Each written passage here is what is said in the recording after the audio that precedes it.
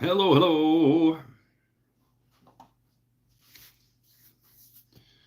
Eric Hubba here. Todd's first. Bennett's here. Tim's confused. Oh, right.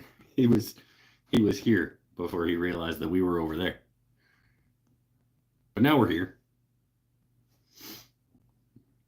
Panel's not here because JND just put out a new video. We could all watch that together. I have my computer out here. Can you imagine?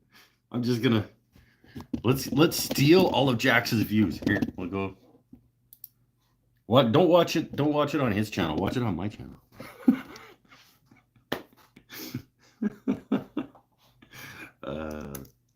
That's funny.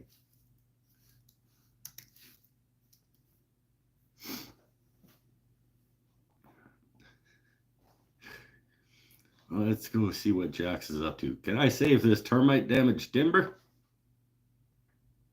I bet he can. I bet the answer is yes. I'm not going to watch it right now. I'm live on the internet. I'll watch it after, though. Oh, how's everybody doing? Happy Tibb's Eve. A thing that I only found out about last year.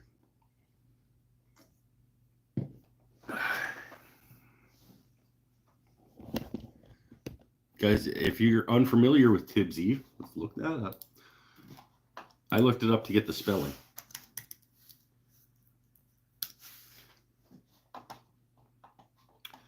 And let's do the, what is it? The Wikipedia. Saint Tibb is a character appearing in 17th century English plays. Character is, okay, come on. What is the... Tibb's Eve was a non-time. Oh, something was said to happen on Tibb's Eve. It was unlikely it would ever happen. Oh, okay. So it's like a make-believe day. As a holiday, began in, looks like Newfoundland, Labrador. Neither before Christmas, neither before nor after Christmas. Well, it's before Christmas. What? Sometime around World War II, people along the south coast of Newfoundland began to associate 23rd of December with the phrase Tibb's Eve and deemed it the first night during Advent when it was appropriate to have a drink. There we go. For some people, Tibb's Eve is the beginning of the Christmas season. For other people, the beginning of the Christmas season is October 31st, like November 1st. Like the day after Halloween. It's like, it's Christmas. It's not Christmas.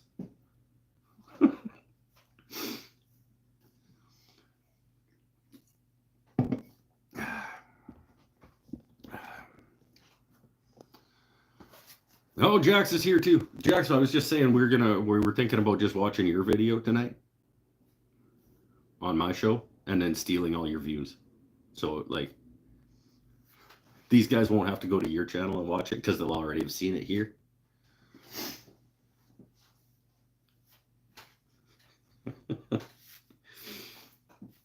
Oh, it's pretty funny. Come on, that's pretty funny.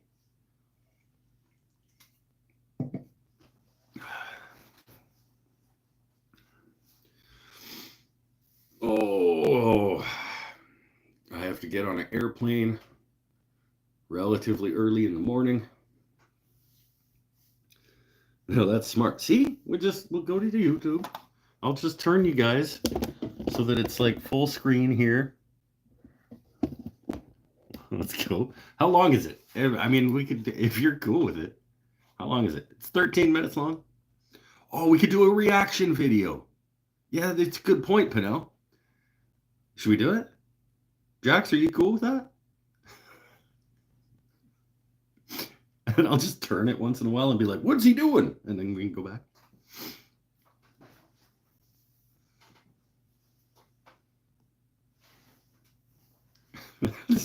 Mike's first ever reaction video.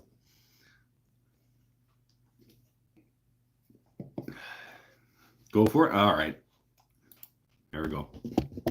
So you think you know wigs. Do you really? Do you really know Wix? First up, we've got shape video masks.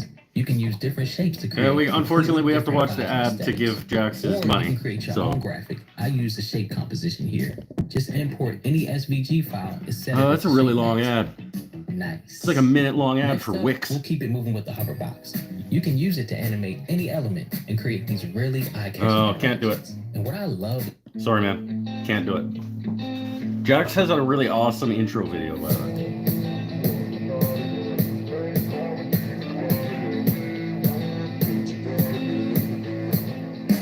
I want him to make me one. I'm Jax, this is J&D Creations, and today we have rescued some seriously damaged timber and we're going to try and give it a new life. Now, it's been that long since I've actually shot a YouTube build that I started this project before thinking, I should put the brakes on here and I should film this. Gone are the days when I just film everything. So let me get you up to speed on where we're at. I salvaged this beautiful piece of silky oak from a local timber yard. Look at the grain in that. It's called a lumber yard, Jack. The only catch was, it has been destroyed by termites. But even with the termite damage, I thought the grain was absolutely beautiful. So it didn't look like this when I brought it home. I ran it over my jointer. I got some nice clean faces. I then used some old floorboards to make up this mold. Yeah. Now this is held together with hot glue, so I'm a little bit skeptical as to whether it's going to work or not, but we'll give it a go.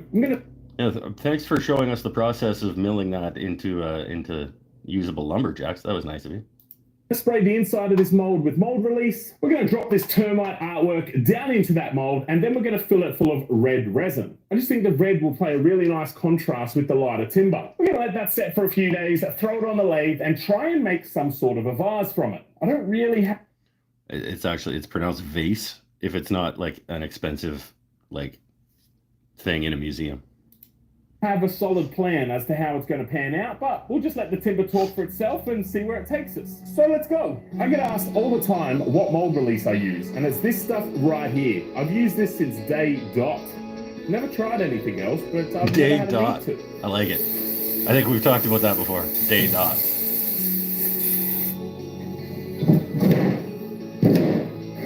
It's a perfect fit. Did you jam your finger in there? When you were dropping that in, did you jam your finger?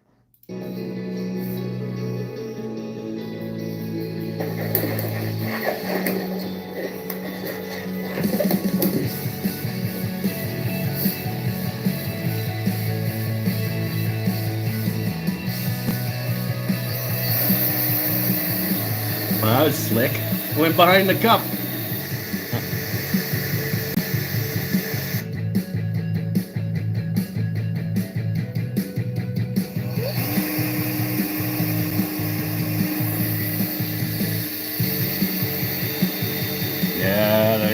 The juicy swirls shot. I like that.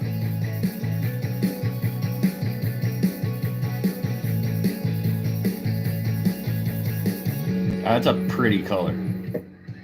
Well, that did not go as smoothly as I was hoping that it would. We've leaks from everywhere. I'm going to try and fix this. Loser. Before we lose all that resin. Well, disaster is an understatement for that one. There is resin leaking everywhere, and there's not a whole lot I can do about it now. I've patched it up with some paper towel and some hot glue, and I'm hoping that will stem the bleeding for now, because I still need to put a bit more resin in this to top it up so that it's all one layer and we don't have lines through the vase. Because I hate when resin looks like that, when you've got clear layer lines. I think it looks terrible. But I'm not going to pour more resin in while it's bleeding like this. So fingers crossed, I've stemmed it for now. We'll come back in about 20 minutes and have a look. It's a good thing that resin is really inexpensive and you can just let it go everywhere, all over the place. So the first time breaking my rule of never doing what the shit, man? Exactly why I have that rule. On my table saw. Luckily, I just cleaned my table saw, polished it up, so it's a bit resin resistant. I didn't polish in here though. So I'm hoping that comes up easily. Oh, that's awesome. This has just been a catastrophe. There's t-shirts and stuff. Absolute nightmare. Hopefully we can make something cool from it. Oh, that's great. So, things have finally cured here. And I know things are cured because this bubble can touch it. Look at this mess. I've got shop rags, hot glue, even old children's clothes. And it is all now rock solid, and I can't take it off the platform. So we're just going to have to destroy fantastic. this in place. I feel like I should probably also add that we are now a week later. Let's get this done. I'm going to try out the old plastic hammer on this and see how it works.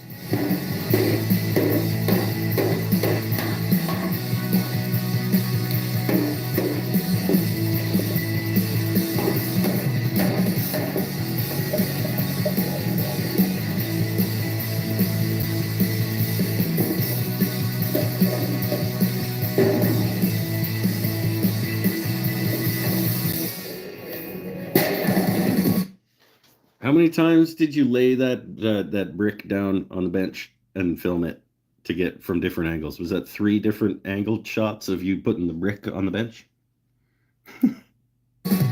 Well, you don't say. Now, I've been doing resin projects on this YouTube channel for about 4 years now, and I've never seen a bubble like this. This is really cool. It's a solid resin bubble that's cured. Why are you focused right here? Smaller there, you can feel it in there. I just thought that was something a bit different. I guess we've got to pop it, so that was pretty satisfying. That was a nice pop. I bet that pissed you off a fair bit when you saw that footage and you realized where you were focused. When you're doing these sort of resin projects where you pull them out of a mold, is that the edges come out of the mold razor sharp. Like I'm talking razor sharp. All of these edges, the whole faces down the side here, they are super sharp. So be very careful when you're handling these. And if you can, perhaps knock the edges off before you actually start getting into the project. I've cut my hand more times than I can count on resin edges. They are ridiculously sharp.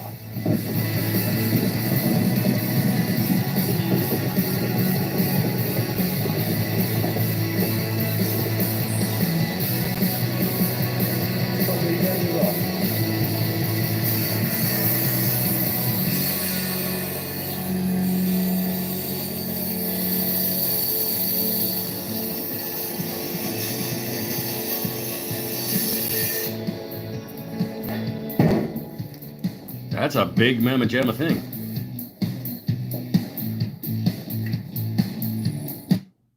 To make a gift perfect, make it personal. Hey, at least it's Lee Valley ad.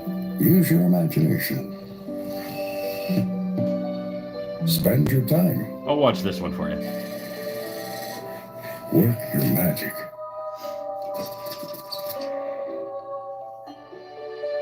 Reap your reward. How can you make your holiday great? Easy. Make your holiday. Yay, Lee Valley. Yay. Oh, okay. A Verbo is for sharing all kinds of moments. From post-concert bliss to pre-game hype. Oh man, YouTube's getting like Verbo, double the it's ad always just you, your people, space on this and video. no one else.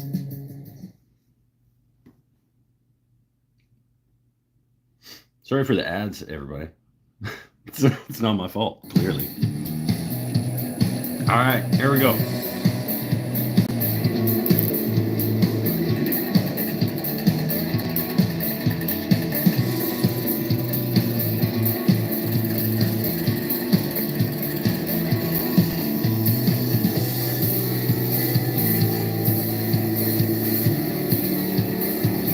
Oh, with the skew.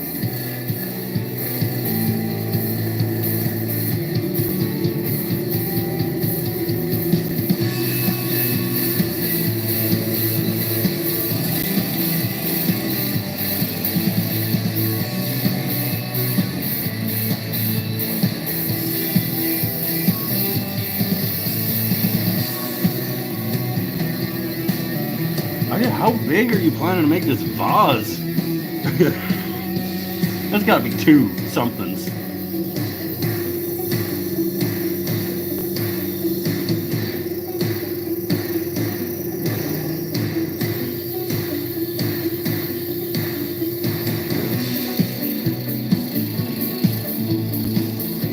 He's making almost as big a mess as he did on his table saw.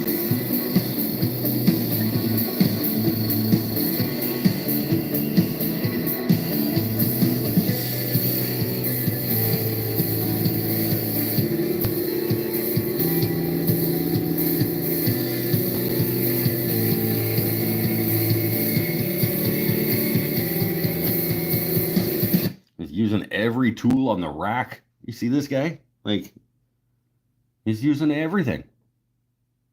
It's awesome.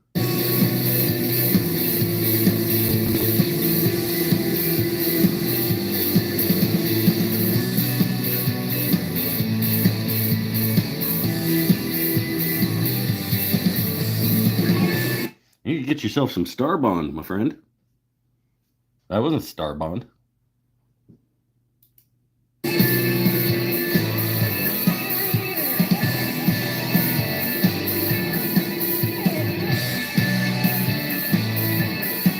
Damn, that's a big thing.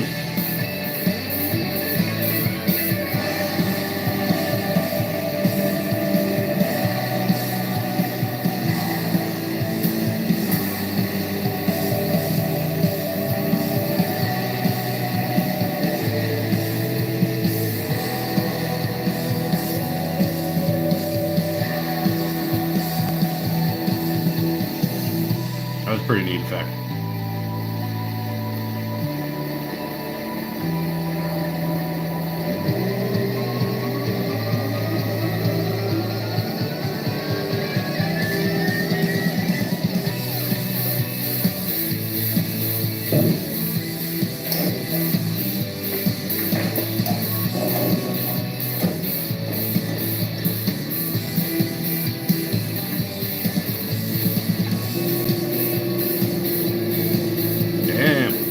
That is a lot. That is a lot of heavy hanging off of that headstock. Woof.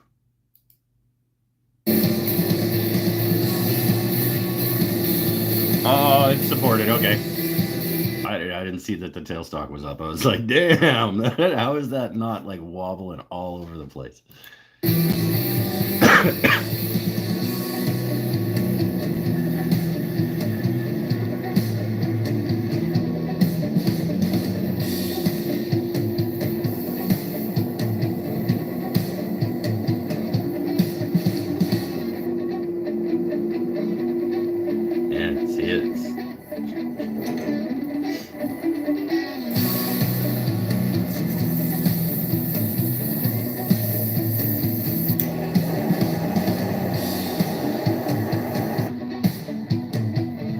You know, you can get branding irons that you just like plug in and like flick a switch and it heats up.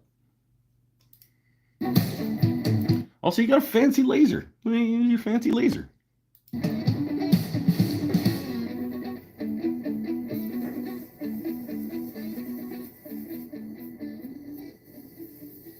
Well, we finally got there in the end, and I'll tell you what, after adding a week onto the original schedule for this, I am happy that it's done. I went into this build with absolutely no idea what to expect. I didn't really have a plan for the shape. I didn't really have a plan for how I was going to hollow it out. I just knew I wanted to make some sort of a vase with this piece. Now, I'm the first to admit that the shape is a little bit odd, but I had to put the sticker in the center here so that the resin would remain. I put about $100 worth of resin into this build, and I think I'm left with about $4 worth.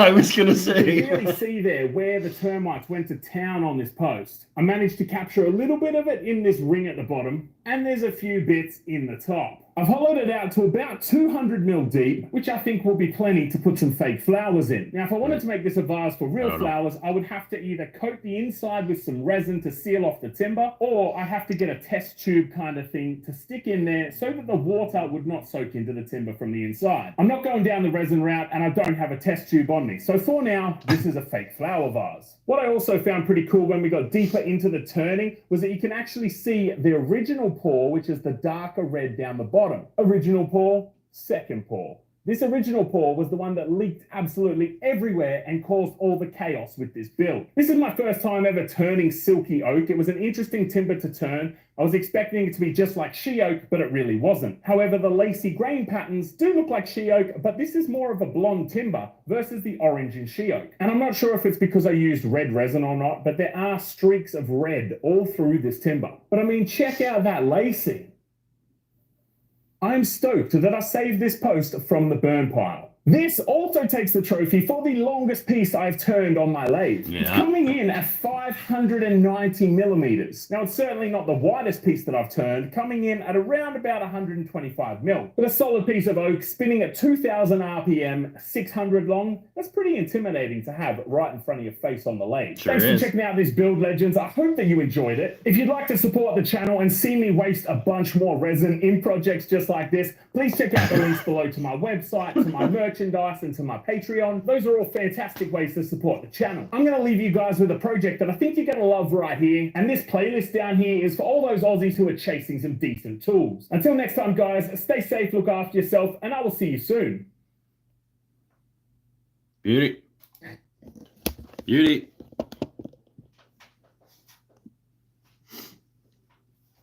It looks like a wooden bong. A little bit. You forget to plan something for tonight? I don't ever plan anything for, well, sometimes I plan things.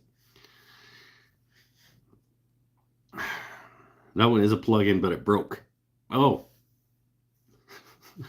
Looks like a bong. A couple people think it looks like a bong. It's the blood of his enemies. The $3 of resin looks like it looks good. Yeah. Yeah. Maybe it's the size that makes it a vase instead of... No, we had that discussion on the show. It's like, it's a value thing. It's like if it's in a museum, it's a vase, or if it's really, really expensive. I guess that would probably be pretty expensive.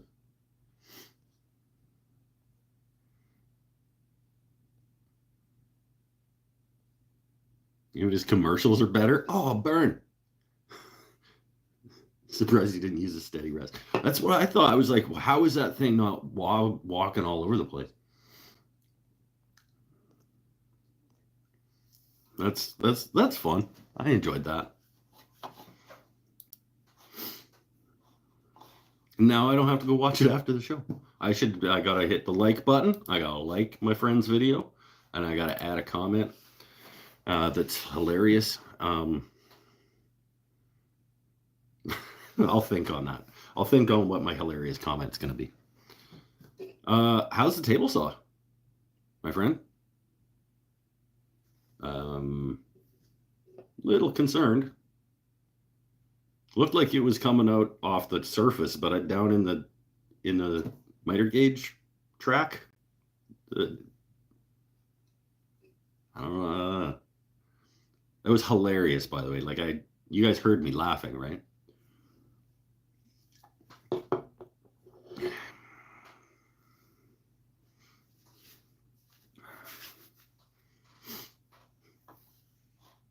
That video was a lot of fun. I actually loved the resin failure. Yeah. I mean, I think there's one of the reasons that Jackson and I get along is we have a similar kind of like, why bother not showing your failures and your mistakes, and like, what's the point if you're not being honest about it kind of attitude. Recovered well. Custom grip protected it really well. I got to it before it was 100% cured. Oh, okay. So even out of the miter slots, it came out like pretty clean.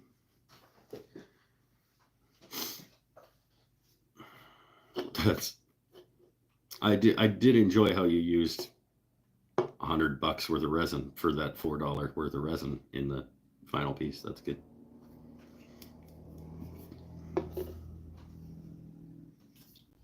And the color in that first pour was just beer.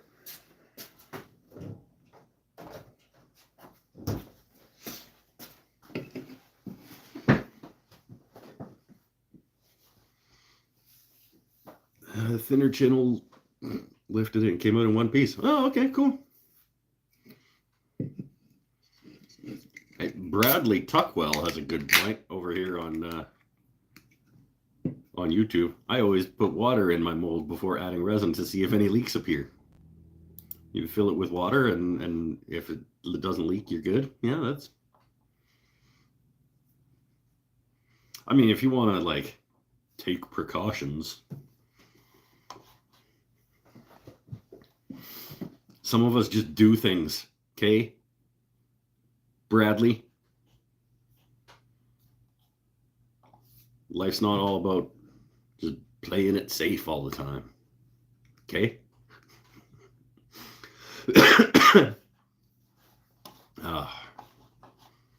Good times. That's a big heavy thing though. Anyway, so that's all I have. I think the heat of the resin curing was the cause of the failure. Yeah, could have been the resin heated up and then broke the seal on the like hot glue or caulking or whatever was holding the mold together. Maybe. He's used enough resin to know the risks involved, and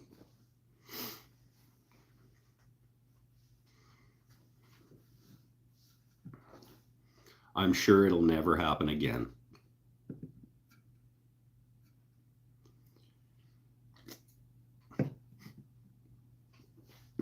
That only happens once, right, Jax? Like after you do that one time, it never happens again because you've realized your mistake.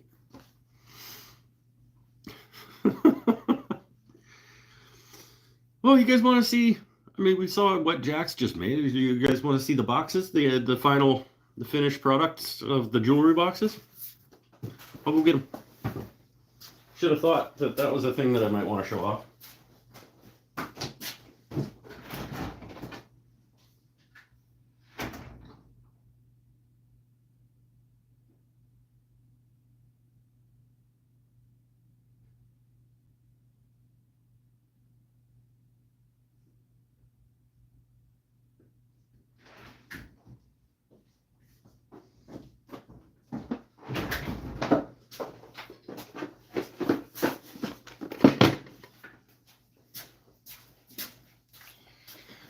So, wife has taken one of these.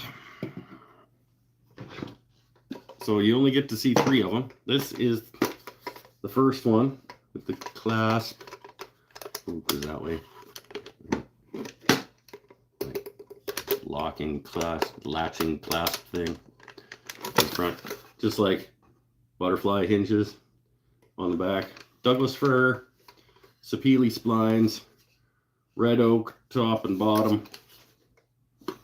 Red oak ply, top and bottom, and then inside little fabric pop of color down there in the bottom with the sort of paisley-ish pattern. That's the one that's just a box. It's not really a jewelry box, it's just a fancy box.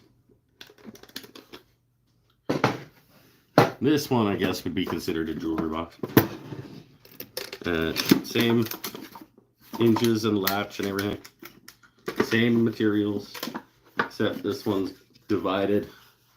So we got half full depth with the lined bottom, then the tray, flocked tray that comes out and then sits down in a little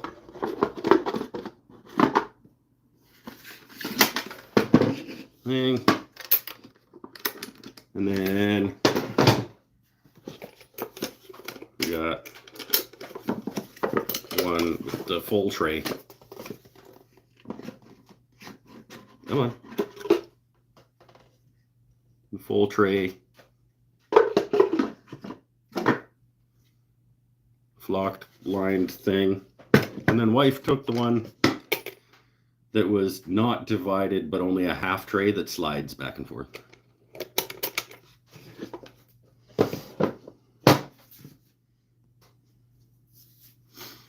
Looks like my grandma's wallpaper. Your grandma's rad.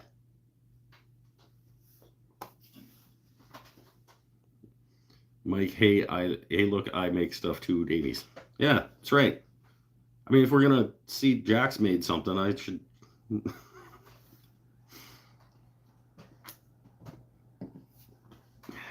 So jewelry boxes got made just in time for one of them. I needed one jewelry box. I needed to make one jewelry box. Don't make one jewelry box. That's dumb.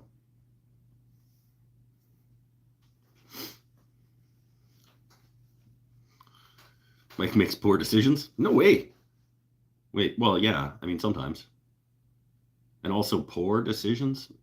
Like, I'm going to pour my beer into my mouth.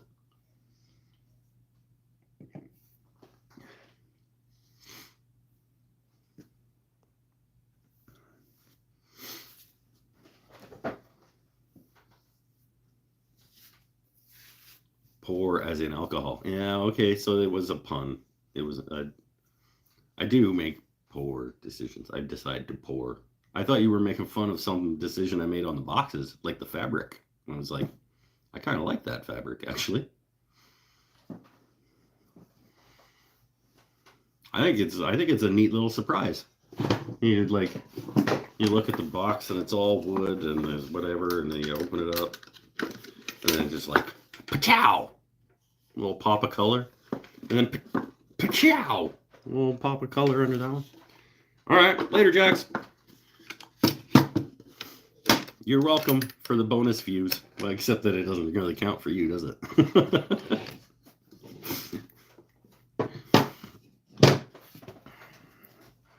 The boxes are awesome, and I said the fabric is pretty. Oh yeah, sweet. I'd buy one if I wore jewelry. Well, this one, I think I'm keeping this one, because this was just like a nice, solidly constructed, pretty box with a pretty bottom for no specific purpose, but you could use it for anything. I mean, technically, you take the tray out of either one. I'll probably sell them down at the shop. Thank you, David Buffington. And welcome back, my friend.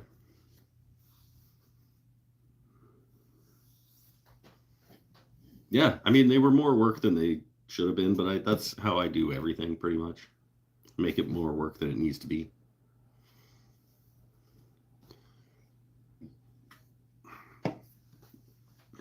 Because I like things to be nice.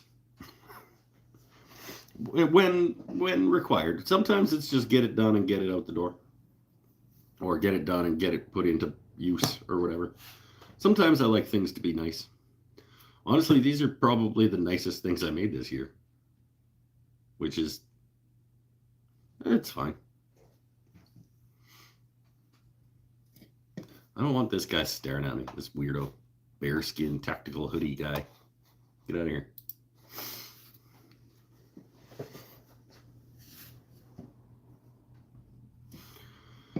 Oh, anybody else make any last minute Christmas gifts?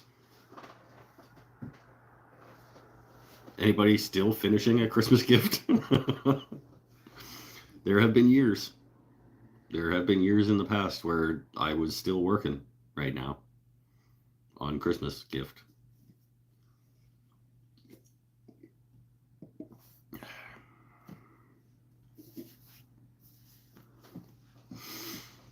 Oh.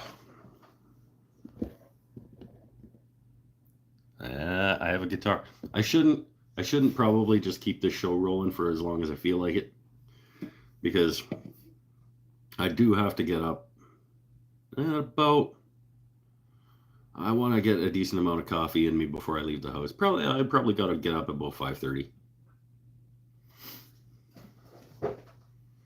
And I have to pack. It'd take me like 10 minutes to pack. Made shoe rack and our art pad stand for daughter today. Art pad stand, like a little easel kind of deal. That's cool. Tomorrow I have to work. People suck. It's true. There a lot of people suck. Yeah. Oh, electronic art pad. Okay, cool.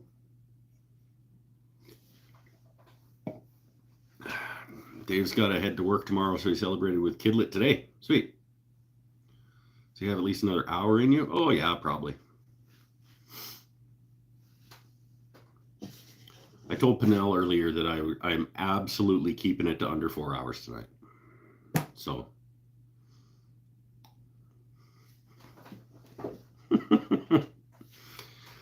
Definitely keeping it under 4 hours. We'll see how I feel. If people keep talking and I keep enjoying myself, I'll go for a bit. But yeah. I got to get to. Also work tomorrow. Merry Christmas to you as well, my friend. I will see you in January, unfortunately.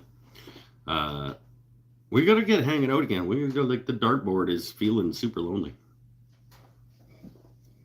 Shot beers soon, my friend. So 3 hours and 59 minutes. Well, no, I don't think that's probably true. I could see doing an hour and a half. I could see. I mean, hour and a half is what the show used to typically be. But like I said, it's kind of up to you guys and the flow of the show. And there are 16 people watching, and only 6 of you are enjoying yourselves. That makes me sad.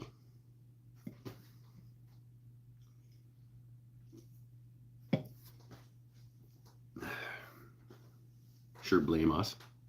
No, yeah, but everything about this show I can blame you guys for. You guys are the only reason this show exists. If you'd stop watching, I would stop doing it. So this is all on you. Trevor G just got here. I don't know if I know Trevor G. Welcome to the show. Don't be weird. Well, you can be weird. Just be weird in the right way.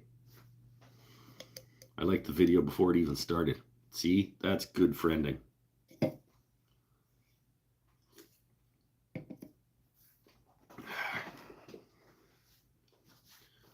Be weird. We're all... Yeah, but not weird like there have been some people I put in air quotes. I'm not sure all of them were people, but there have been some people that I'm pretty sure that were actual people that came in here and got weird. It's not Eggs Benedict weird. Yeah, I don't think that was a people. Maybe it was. But we're not creepy weird. We're fun weird. Yeah, fun weird. What's the definition of weird in this place? Well, there's good weird and there's bad weird. Good weird is like this. Like, just a little off. Bad weird is like creepy and uncomfortable for others. If you make other people uncomfortable by being here, go somewhere else. I've been here a few times. Well, then you know what the weird is. It's like that. Talk about what condiments would you have coming out of your fingers if you had to pick and stuff like that. Like, weird, but not like watch list weird, you know?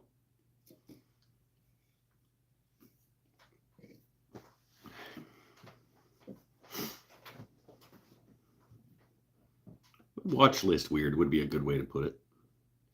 Honey mustard? I think I might have had honey mustard as one of mine. So it's ketchup. Ketchup would have to be one. I'm trying to remember what I said. Ketchup, maybe ranch, Miracle Whip. No, Miracle Whip instead of ranch. Sweet chili Thai. That red sticky goo sauce. The little flakes in it, red Thai chili sauce would have to be one of them, because I can put that on a lot of stuff. Honey mustard is a good answer. I may have just said ketchup mustard because I like burgers, hot dogs, and I eat a lot of burgers and hot dogs.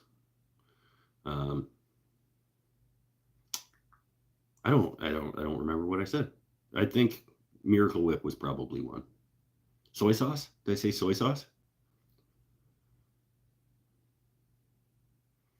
Damn, I don't remember. It was a long time ago, but yeah.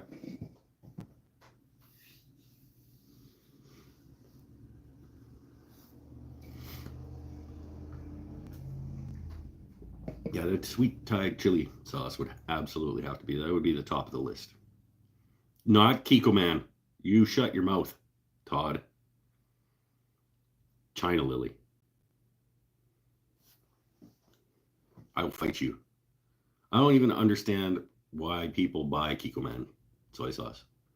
Like, why don't you just, like, condense your farts for a year? Just catch them in a jar and just let them distill into a liquid.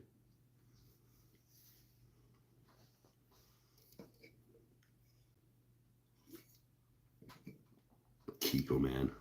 Come on.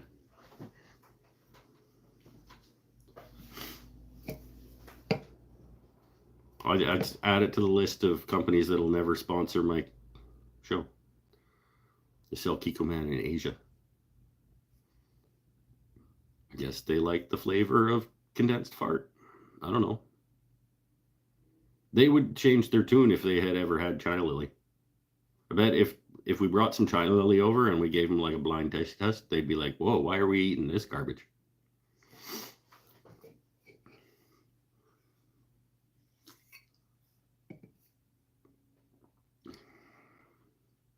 It's an episode of the show. Mike brings China Lily to China. And I'm just giving it away on the street corner in little Dixie cups of like rice with China Lily.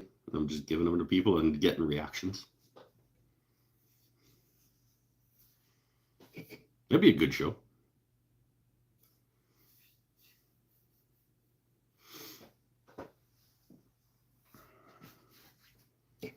Added to my Canada visit list. Buy China Lily soy sauce by the case. Like when you're here, do you guys not have China Lily?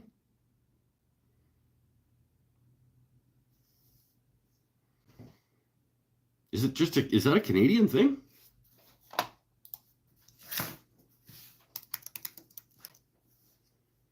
China Lily soy sauce. What? Never heard of it. Are you kidding me? Does it have a Wikipedia entry or what? Like, it doesn't.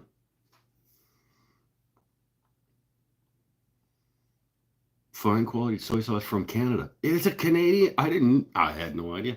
I knew that it's what I like in terms of soy sauce, but damn. It's like all dressed chips.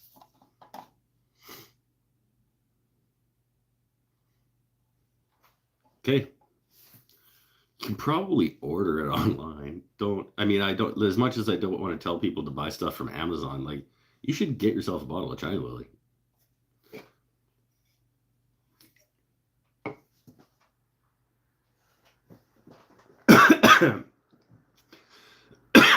We never. Have we never had this discussion before about how Kikkoman is garbage and China Lily's the way to go?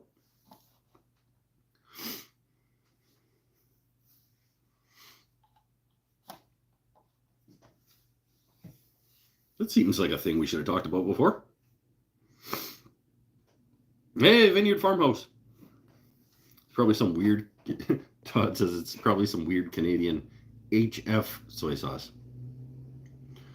Is that Harbor Freight? What's an HF hot soy sauce?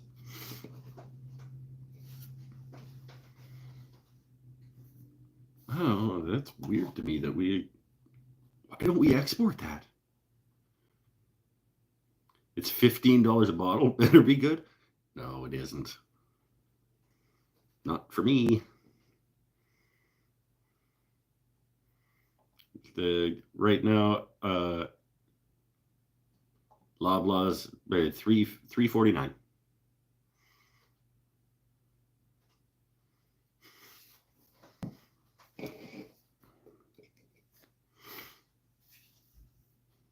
I could probably send you a bottle of soy sauce. Maybe with shipping it might actually.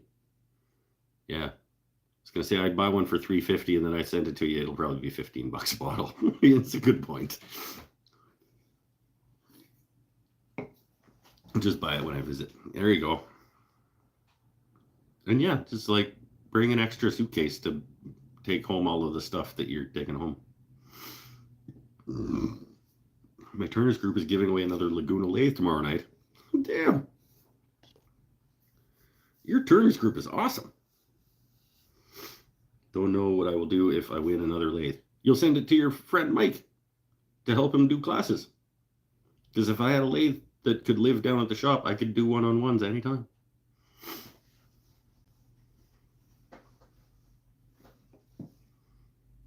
But I'm not dragging all my stuff down there for one person at a time. And if I was doing one-on-ones, we have a little space that I could tarp off and keep the dust off everything, but I don't have enough room to do 3/4 people classes, and that's why I can't do them anymore. If I win, I'll do that. Hey, go Paul. I mean, I would cheer for you anyway, but I'll have a suitcase full of Rockler stuff to bring. Oh, that's right.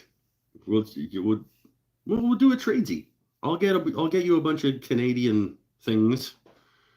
You get me a bunch of Rockler things, and we'll do a tradesy. Canadian things and stuff that's in your box in the back room. Family show. Still only 6 of you enjoying yourselves. Like, what do I need to do? Don't answer that. I didn't know the China Lily doesn't export. Why don't they export? They could be the world's biggest soy sauce. Unless it's actually gross and I'm the only one who likes it because that's what I grew up eating, and then that. But no, I think it's pretty awesome. I'll trade you something for good soy sauce. It's good soy sauce.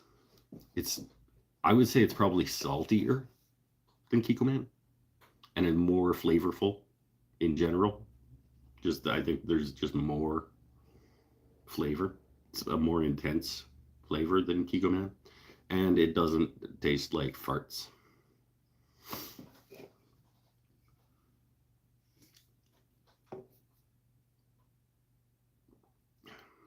Which is good in my book for a food product to not taste like farts.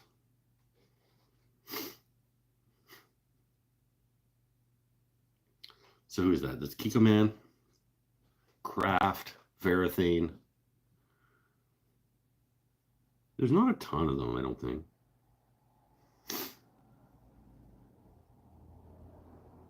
Kosman, Matthias, but those aren't really companies.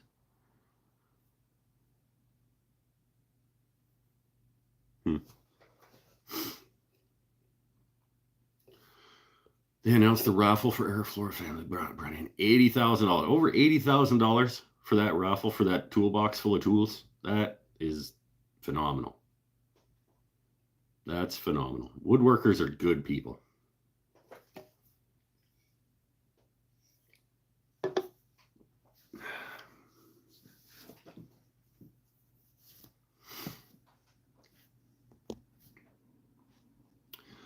That's good stuff. $80,000. And is that just the raffle or is that the overall fundraiser?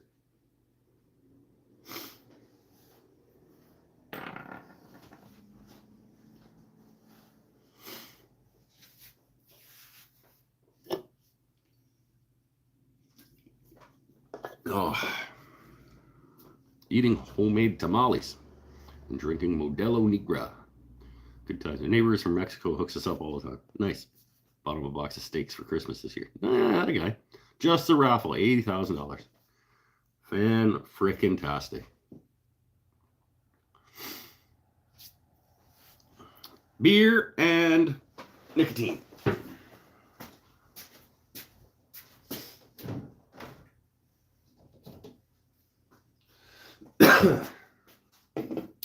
Oh, it's another thing I have to do before I get on a plane tomorrow morning. I have to. I have edited, but not made a thumbnail yet for the 2024 resolutions video.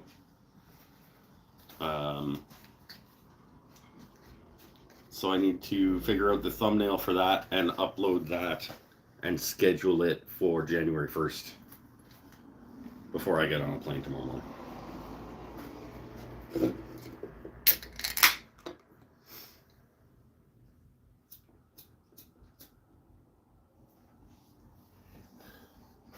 I always find it hard to do thumbnails for like conceptual videos of like things that don't exist. Like, what are my plans for next year? What's the thumbnail for that? I can't do a project photo or anything of a thing that doesn't exist yet. I think last year's I was like holding a clipboard, like thinking, like staring at the clipboard and like, or like it's hard. How long is the visit? I'm there till the 2nd.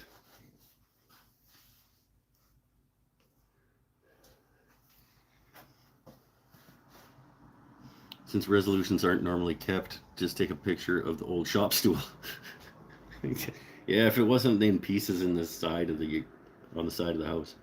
Blank whiteboard. I don't have a whiteboard though. It's a good idea. I would like to replace the corkboard that's over there with a whiteboard.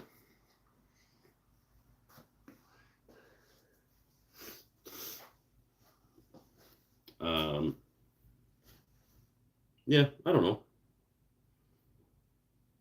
Maybe drawing in a sketchbook. Just take a picture of me making sketches in my sketchbook. Because that's probably what most of this vid is going to be. Like, there's going to be kids running around all over the place. And so I'll probably just kind of like hole away in a bedroom somewhere with a desk and just like draw furniture.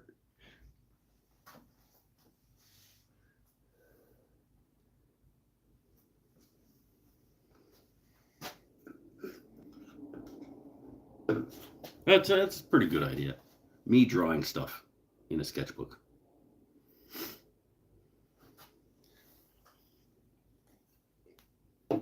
Half a sketch. Well, it'll just be like me over a sketchbook with a pencil. You probably won't be able to see what's actually being drawn. Especially since most people watch this shit on a phone. And so like the thumbnail, the actual sketchbook of the thumbnail is going to be like, a 1/4 inch big.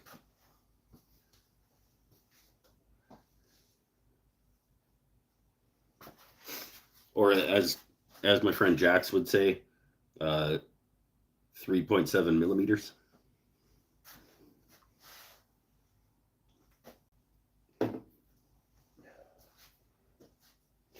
Okay, now I'm curious. How close did I get? 1/4 inch? What's the conversion from 1/4 inch to millimeters? It's gotta be. That's probably pretty close. Probably somewhere around 3.7. Here, I'll just look it up. 6? Really?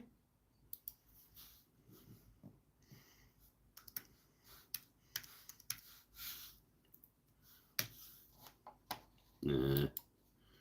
1 millimeter. What did I say? 3.7 is about 0.14 of an inch. That doesn't really help me. Well, I guess that's an eighth. Okay. Yeah.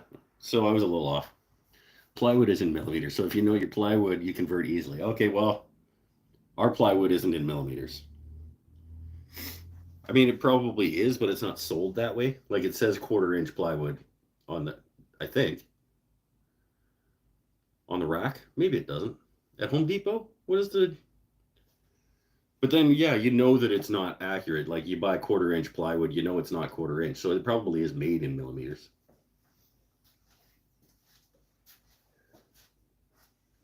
And that's why everybody always says, like, 3/4 inch plywood isn't 3/4 of an inch. It's because it's made in millimeters, I guess, probably.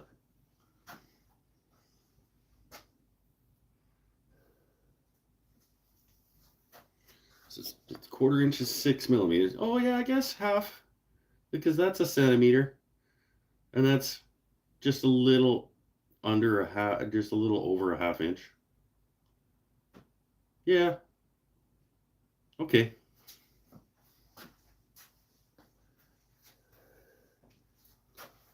How many quarter inches are there in a football field? In a Canadian football field? Canal, I need a conversion. A quarter inch is point what of a Canadian football field?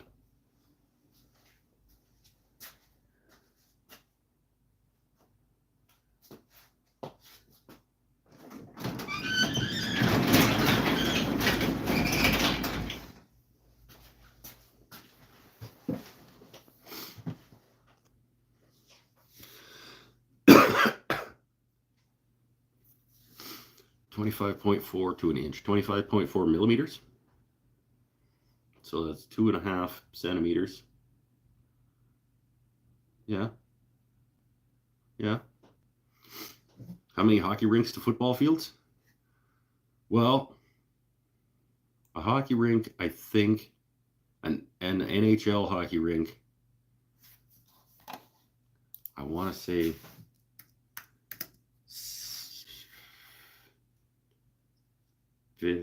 40 meters.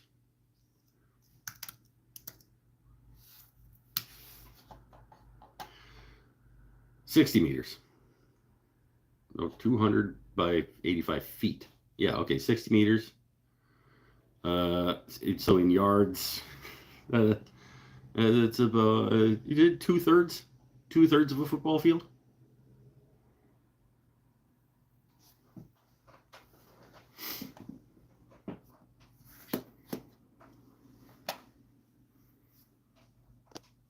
How many hockey rinks to football fields? So that's like 1.4 or something ish. You know that we don't measure here on this show, right? We just approximate. That's about 1.4 hockey rinks away, but we use football fields. So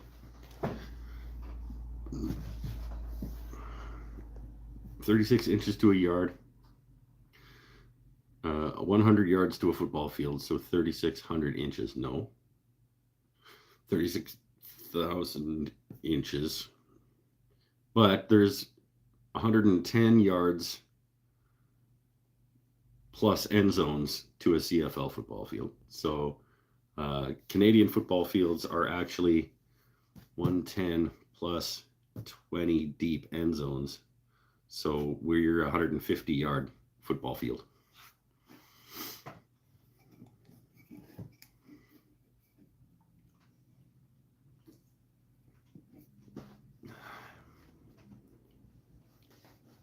I think the end zones are 20, or are they 15?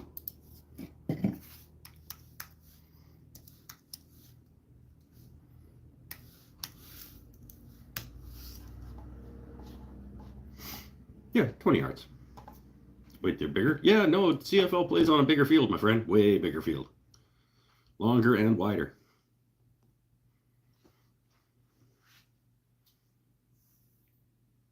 The midfield on a CFL football field is the 55-yard line, and our end zones are 20 yards deep instead of 10, and we're at least 10 yards wider.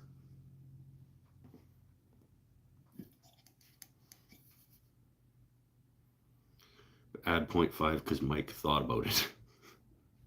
Yeah. You want any specific reason? Yeah, because we like making things more difficult.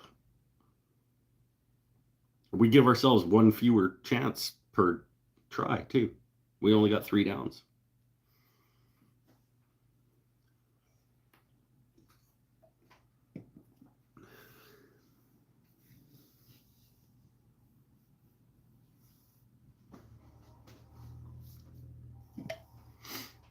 Oh, neat. Never knew. Yeah, bigger field, fewer downs. No free catch on punts. Fair catch. Never mind. No fair catch. Oh, and we put the uprights in the front of the end zone. So just for fun, just to like get receivers, we put the post for the we put the post for the uprights about 5 yards deep into a 20-yard end zone in the field of play. So there's a post of the uprights like in the middle of the end zone.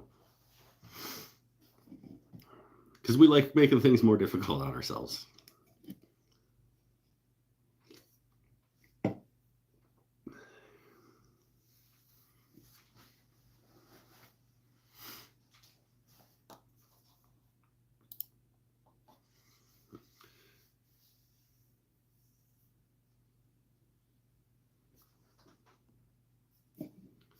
No tush pushes in Canadian football. I mean, there kind of is. Like if it was 3rd and goal on the 1, you'd probably see it.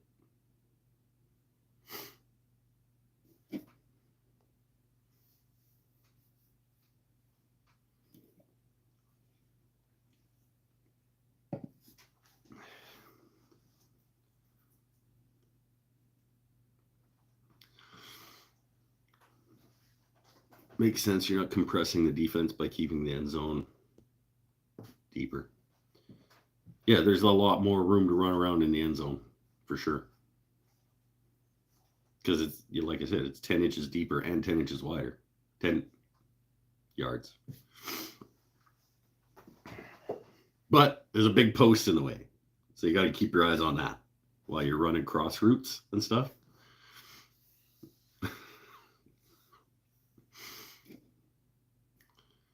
And if you got a quarterback, like you don't piss off your quarterback as a receiver because you're doing a crossing route in the end zone. He'll put the ball on the other side of that post and you're watching the ball. Damn.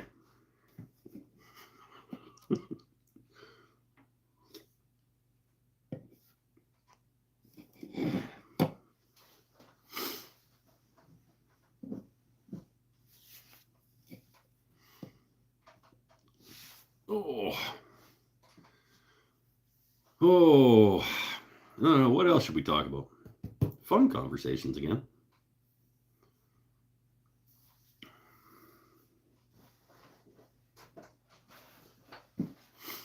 What's that? Do Canadians prefer the CFL or NFL? I would like to see the answer to this. Do Canadians prefer the CFL or NFL? Outside of Manitoba and Saskatchewan, a large majority of Canadians couldn't care less about Canadian or American football. That's funny. The answer is neither. Canadians don't really give a shit about football. And I guess overall it's probably kind of true in terms of popularity.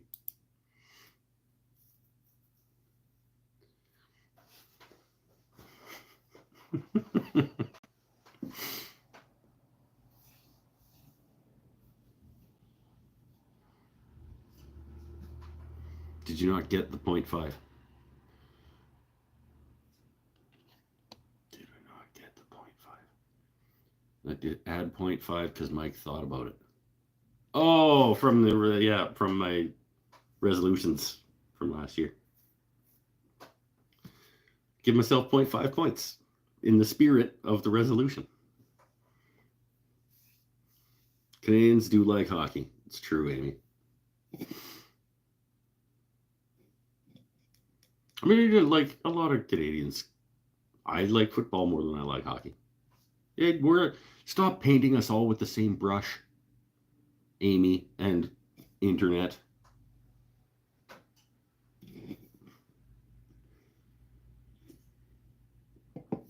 Gotta go. Merry Christmas. Happy New Year. All right. You too, my friend. I'll see you in 2024. Safe travels. Thank you very much. Go on a little trip. Get out of town for a little while. Draw some furniture. Maybe I'll maybe I'll draw the resolutions video that I've made but hasn't been released yet, obviously. Says that next year I'm going to make 2 significant pieces of furniture. So maybe I'll try to figure out what those are going to be. during the trip.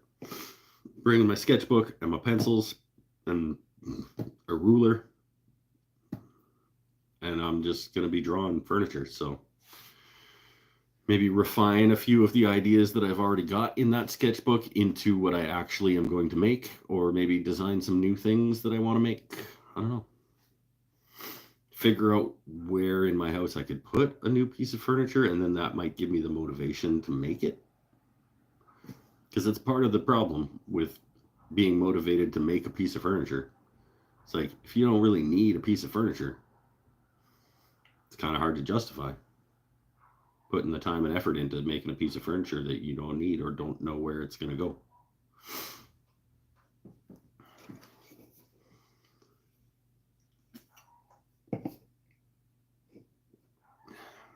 But I like drawing furniture, so I'll just do some of that and then figure out if any of it could live somewhere in the house.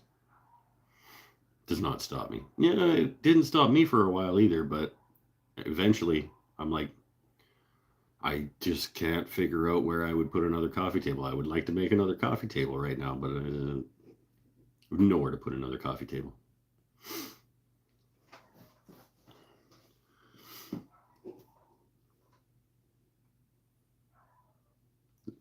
Barking dog over across the street. Pretty upset about something. Where's my book? Here's my pencils I'm gonna bring. I'm gonna bring some Blackwing 602s. And I'm also gonna bring some of the whites. A couple of the whites. There's 602s and a couple of the cedars.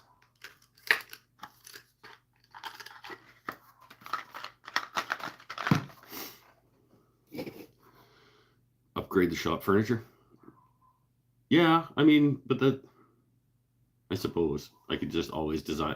I can always have fun designing wall cabinets and replace the dark. I could make an actual dartboard cabinet instead of just the plywood thing that I have on the other side. Right, reverse. There we go. In behind the guitar there, that's the dartboard. It's fine in there, but making a cool dartboard cabinet would be cool. Mike, where's my hoodie from? My hoodie is from my friend Brad at Rough Seas Woodworks.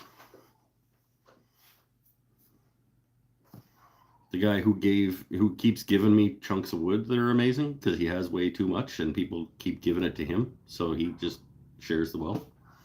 Or he buys it for stupid cheap and he just gives it away. The big ass slab of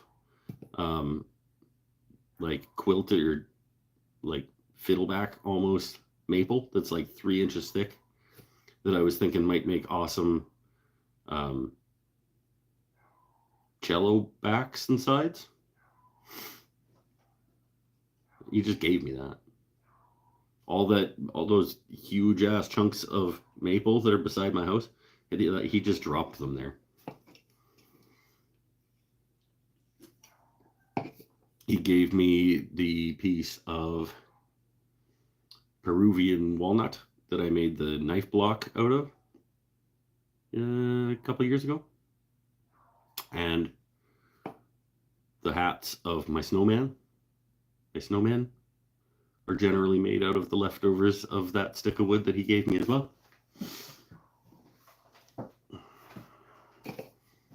Yeah, big ass chunk of cherry that's around here someplace he gave me because he was like, I'm not going to do anything with it. Looks good. I'll check him out. He is only on Instagram.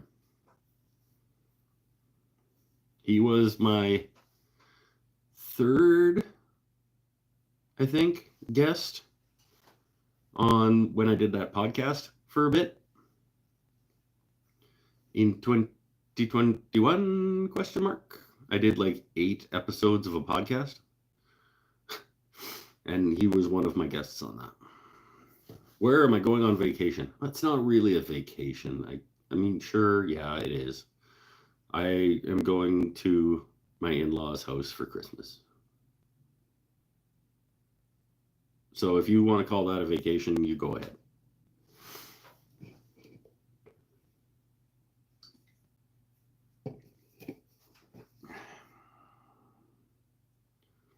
Would make me think of the many ash bowls. No, he didn't give me that. I bought that.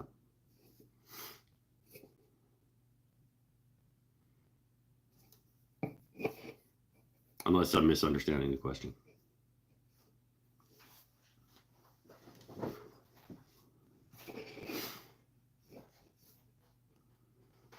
It's not even a question. I didn't have a question mark. It was just a statement. It's not a vacation, it's a holiday. I don't even know if it's that. I don't think it's even a holiday. I think it's like it's a responsibility.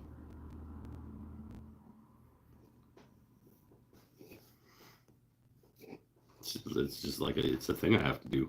It's not like, are you still gonna make the sword? Oh, absolutely. I'm still gonna make numerous swords. I still definitely want to make the Master Sword from Zelda. And I think I'm going to make it out of Fancy Pants wood too. I think I'm going to make like a walnut and cherry Master Sword and Hylian shield. Like to hang somewhere. I have a few swords that I've just cut out of wood just for fun. Here's one. For the start of one anyway. This is the start of a sword that I did a while ago. There's a hole here because I'm gonna like do a out of it, and I just didn't get around to it. It's like I've got. Yeah. So the answer is yes. I mean, I will get back to making swords. Oh, here's another one. There's another couple actually. It's the start of like another thing. It's good. I gotta do some carving. It's like kind of a thing, and then a little mini scimitar that I started a while ago.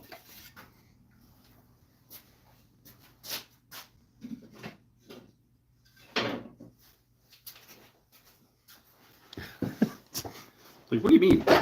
Are you still gonna? It's a big icing scimitar. Yes, it is. I could cut so much cheese with that. It's cedar, though. It would be very, very soft cheese that you're cutting with that. He does have a spoke shave, yeah? Yes and no.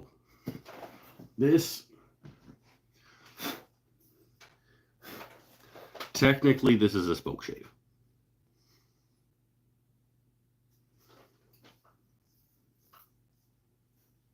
But that's really all you can say about it.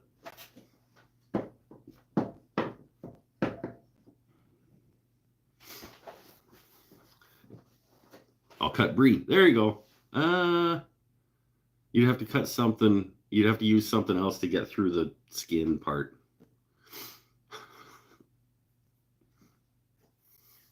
You could cut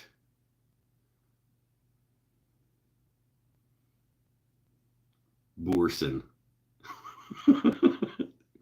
A spoke shave like object. Yes. It is a spoke shave shaped tool. It's not even a tool. It's a spoke shave shaped blade holder.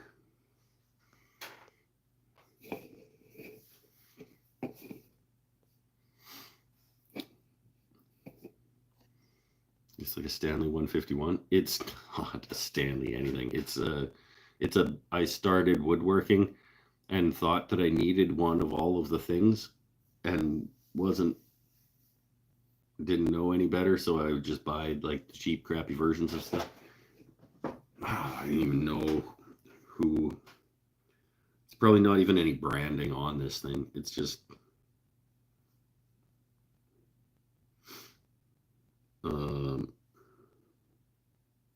Yeah. Let's put it this way. I've never gotten it to make a cut that was worth repeating. A cheese ball, question mark? Yes. Maybe a cheese ball. But, I mean, I think Boursin would be your best. Boursin's basically a cheese ball. Yeah. You could cut a cheese ball with it.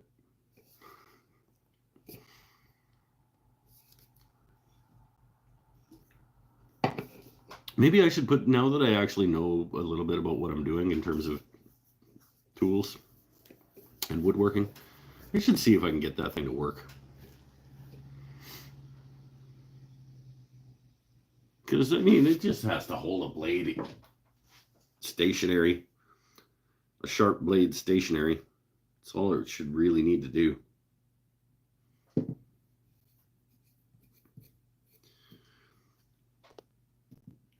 The small one cuts cheese balls really well. Yeah, I bet it does. Like you could cut a cake with a cedar sword. A very moist cake.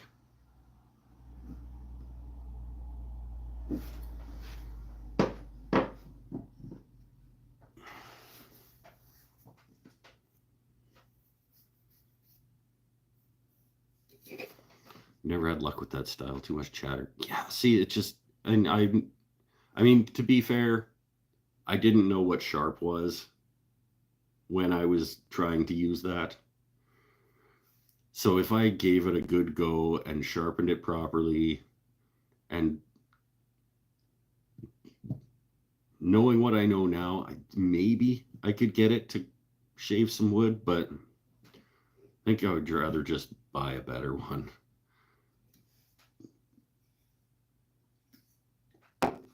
Get the Veritas at the next factory second sale. Just have done with it.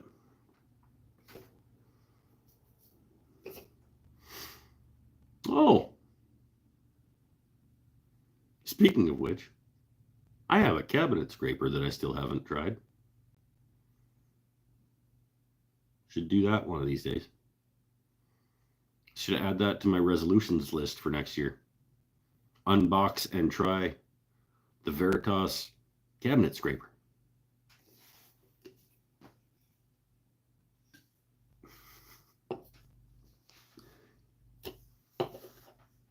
Probably new. It absolutely is new in box. It's over there behind the lathe, I think.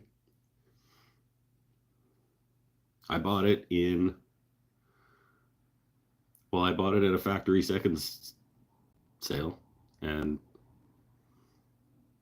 never opened it because I haven't needed a cabinet scraper since I bought it, and I'm not going to open it without doing a video, and I'm not going to do a video unless I get to use it in the video. There's a method. There's a method to the madness. 2024 resolution. Unbox things that I bought in 2022. At least one. Oh, two, actually, because I also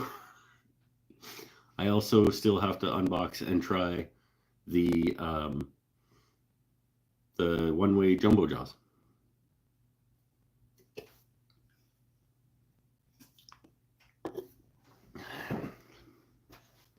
And I think I also got those in 2022. I got the Wolverine jig set up this year, though. Is that this year? It's all falling apart. Yes, it was. It was this year. I just haven't done the video for it yet. I recorded it. I just haven't edited it. See the cabinet scraper? Well, I can't take it out of the box. I can show you the box. I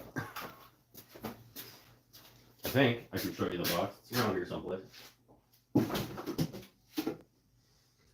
Where is it? Cabinet scraper.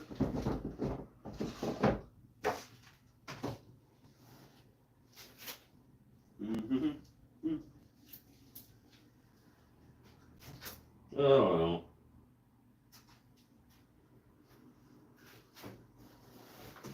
It's around.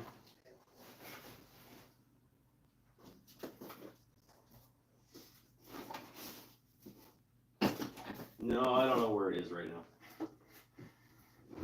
Maybe it fell behind it, something. It fell behind it, something, or it's in a drawer someplace, or it's in the house. I don't know.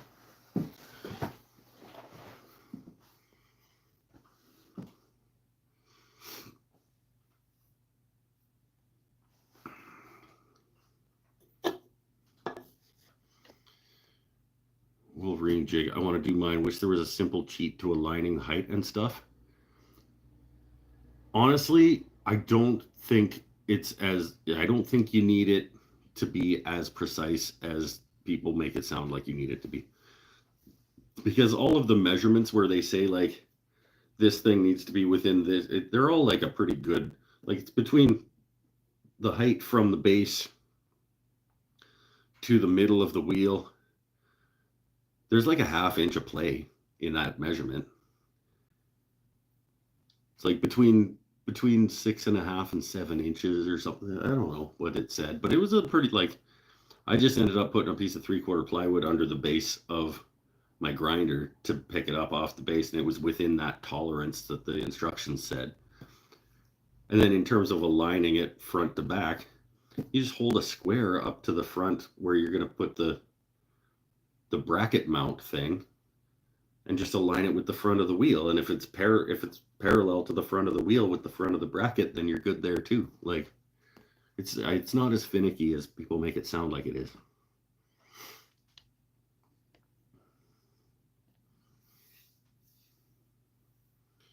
Y'all are better than me. I don't even know what a Wolverine jig is. Well, because you're not a turner. Why is Watch Me Open packaging more popular than here's a review of this thing I've been using for 2 years and actually have an opinion?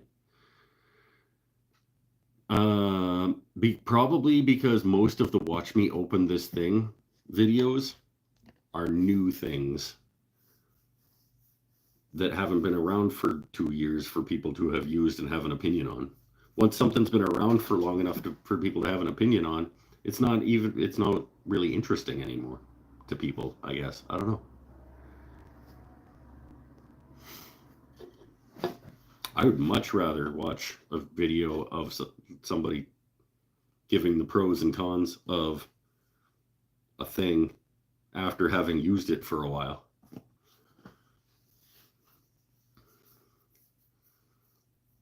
Is it all aligned to the axes of the wheel? Yeah.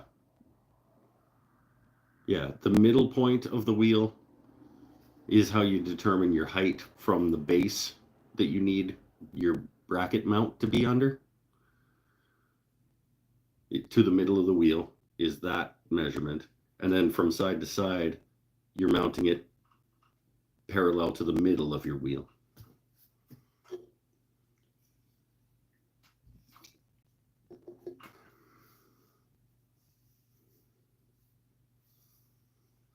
Easier search string and easier to make. It's absolutely easier to make, like, Watch Me Open This Box video than it is to be like, let's talk about this tool I've been using for the last 2 years and what's good about it.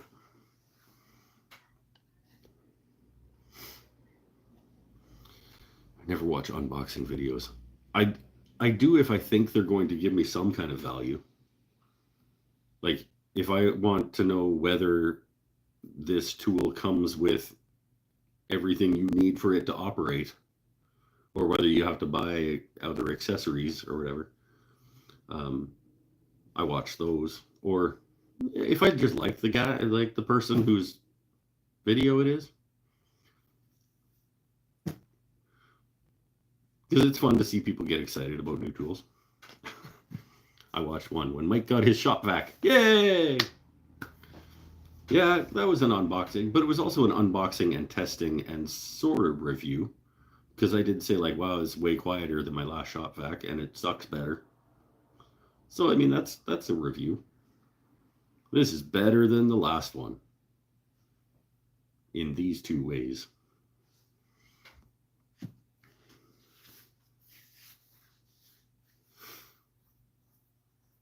Saw a video of the new ultra quiet DeWalt shop vacs. They run like 240. Yeah, 240 is a little steep for a shop vac. considering I got my DeWalt not ultra quiet shop vac for like $90 Canadian.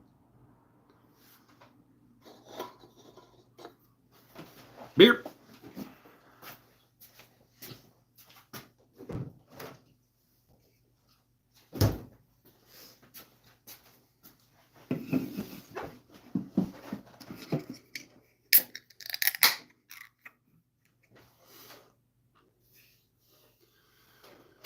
Oh, yeah. So, yes, I do have to do a couple of unboxing videos next year. And I also want to start doing the, like Mike appreciates something video that will probably have nothing to do with woodworking or making things, but it'll be like a feel-good periodic thing where it's like, I just want to take a minute to recognize, like, the sunset over the mountains, or is it just something like that, where it's just like, yeah, let's just take a moment to just be appreciative of something. Here's a thing I bought. Here's the package. Here's the package open. Here are the contents of the package. Yes. Yeah, stay happy, stay healthy, stay safe. Oh, I also did, that's right, I never uploaded that either. The Rockler carbide tip turning tools. Because I wanted to give them a go. Like, I'm not going to do the unboxing video is going to come out after I've been able to use them for a while and say, like, yes, these are worth buying, or no, don't buy these.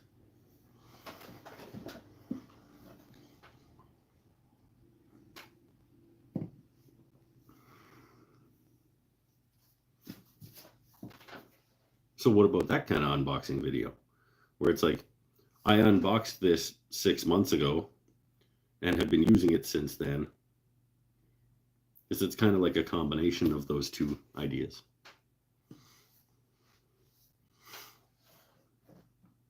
Mike appreciates good beer and good whiskey. This is true. Mike could buy different whiskeys and make videos. This is also true. This is also true. I could start doing those videos. It's like trying this whiskey for the first time. Reaction. It'll be a reaction video. It's not really a review. It's like a Mike reacts to Woodford Reserve.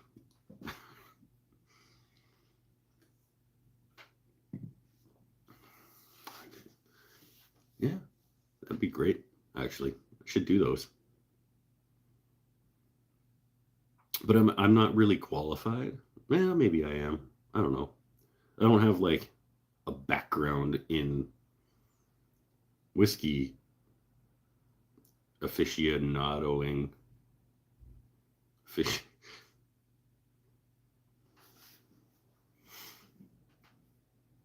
You know what I mean. What's like a whiskey sommelier?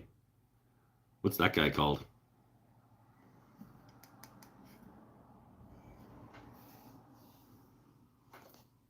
The end wet Mike would be sloshed with an empty bottle, appreciating the makers and the sunset over the mountains.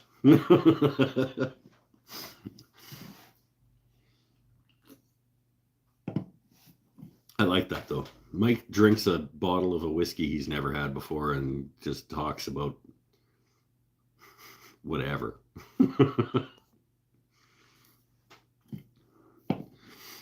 Real man drinks whiskey and tells you how he really feels. I'd watch it. Yeah, there's an audience for everything. Dave. What? Hold on. This shit. You can't just say names. And I'll keep your eye on this guy.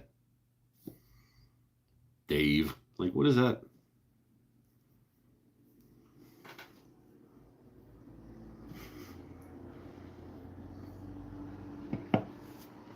Ralph. See? Like, Eggs Benedict.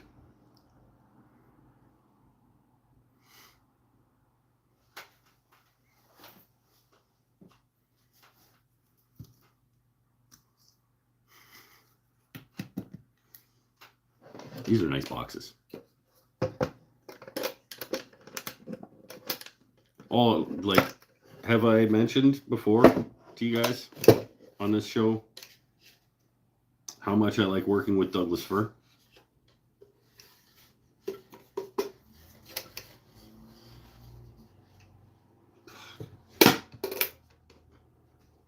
Actually, Mike had an interesting question for me when we were. Oh, that's another thing. Did I tell you guys that this build video is going to be shot and directed by my friend Mike? Yeah, I did. My friend Mike Bennett is the filmographer and director of this build video. And it's certainly going to be a change of atmosphere for my videos. There's going to be a certain dynamic element to it. I think it'll be cool. It'll absolutely be different. It'll be like nothing you've ever seen on this channel, for sure.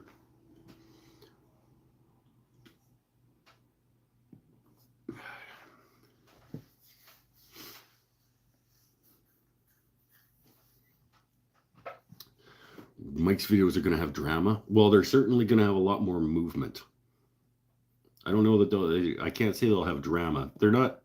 I told him specifically, I'm like, no acting. Okay? I'm not going to pretend stuff. But you shoot it however you want. You can tell me what you want me to do within the process of doing it in terms of like where you would like me to stand in relation to what and stuff like that. But I'm not going to pretend things and act. But there was the opening shot. There's a little bit of acting, but nothing during the process of actually making the item. So Mike's videos are going to have money shots. Well, I don't like to talk about it, but some of my videos already have money shots. I don't put them here.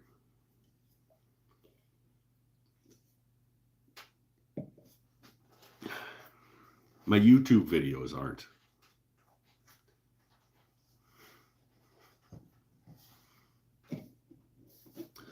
But yeah, it's gonna be cool. Like, but because all of my videos up until now have just been, I put the camera someplace, I go do a thing, I come back and move the camera. And now the camera can move while I'm doing the thing. So just that little subtle change is going to be a significant one.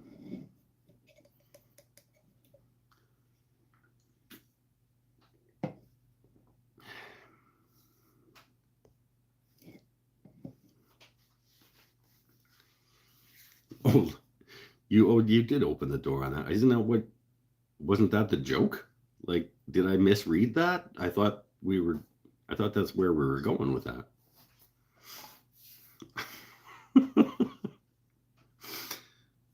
Nick Deep.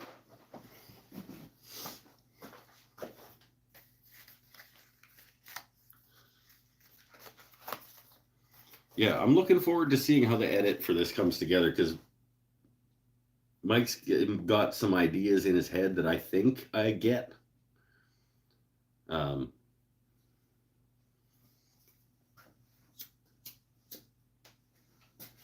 There's a lot of what I think we're going to edit it together. We're going to edit it together, and there's going to be a lot of disagreements on whether or not this shot is necessary. Because I'm like, he's filmed a lot of like, okay, now we're going to do a close-up of your hand flicking the switch on the table saw. I'm like, okay, well, that's going to get cut. It's like, so now, like, I'm going to get the shot of you, like, locking down the fence. I'm like, okay.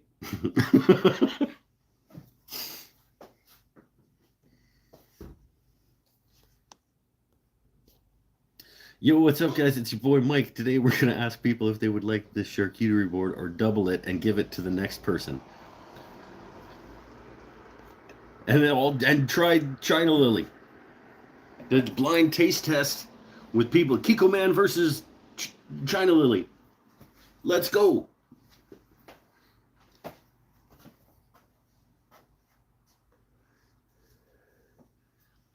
And do that thing.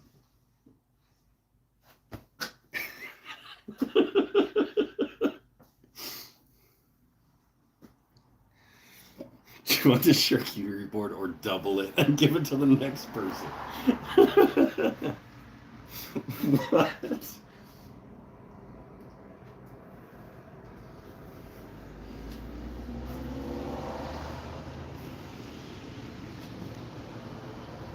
You guys should switch out and see who notices. Oh, me and Mike Bennett?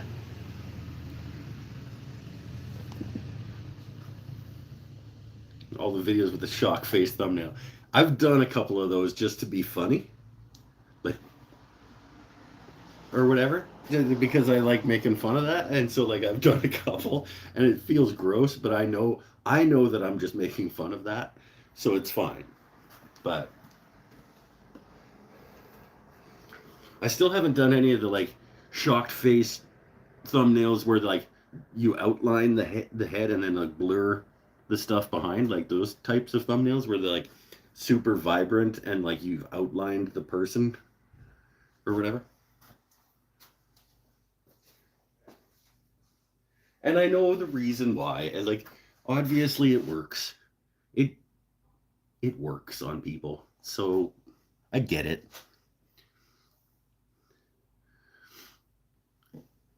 The hand locking down the fence. Oh, yeah, we should do that actually. Mike, when we're editing, we'll come back out and we'll get a shot of your hand locking down the fence and see if anybody noticed. No, because now we've told people.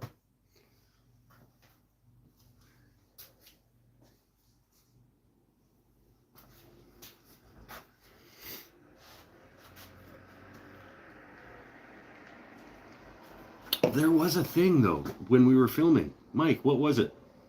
You took your ring off because you thought your hand might. Oh, it's spinning the Lazy Susan during finishing. And you're like, if I do it from over here, if I take my ring off and I do it from over here, people might not notice that it's like my hand coming in from the side and spinning the Lazy Susan.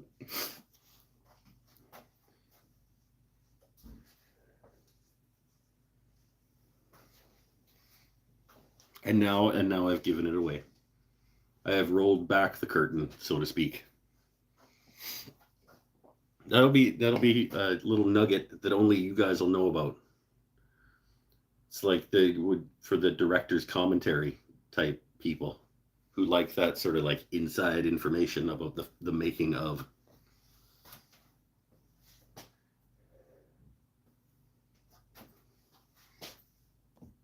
Spinning the box, that's right.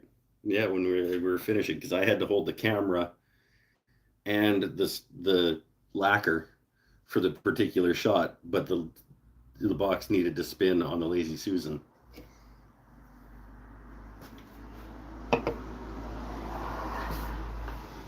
It'll be in the pop-up video version, that's right. Did you know that in this shot, that's actually the director's hand?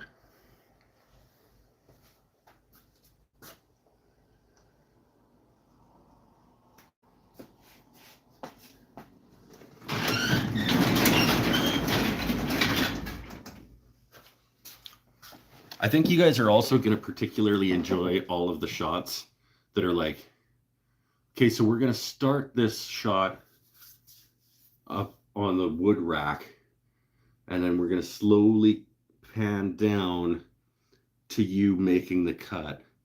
And it's like 7 seconds of like, there's clamps and bandsaw and grinder and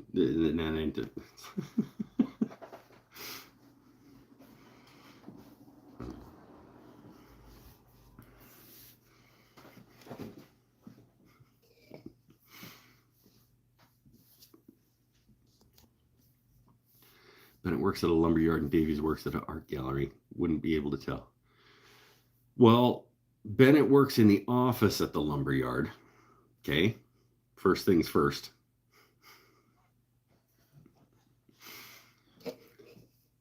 He used to work out on the yard, but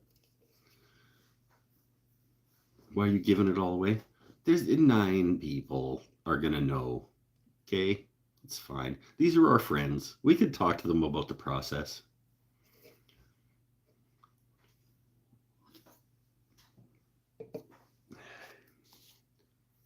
Been doing drone shots without a drone. Some of them, yeah, there are some very cool, like sort of overhead type things. Yes. 2 sets of soft manicured hands. I can't say I'd go that far.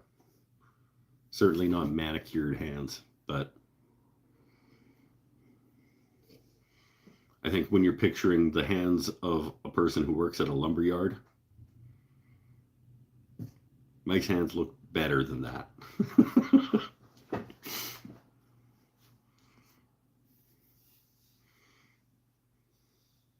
Oh, I'm not sure either one of us has ever gotten a manicure.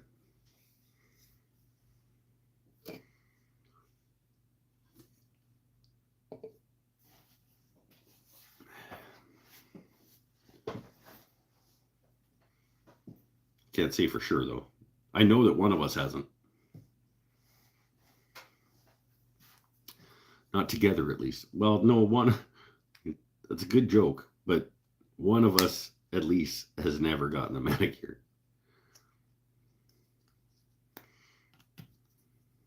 I know you're just messing with me. I'm just saying. The fact that Mike works at the lumberyard. He did spend a good number of years lugging around wood, but how long you been in the office now, Mike? 2 years?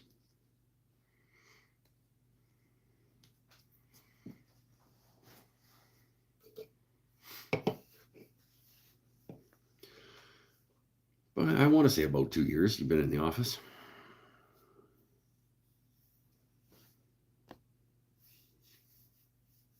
He's not really paying attention.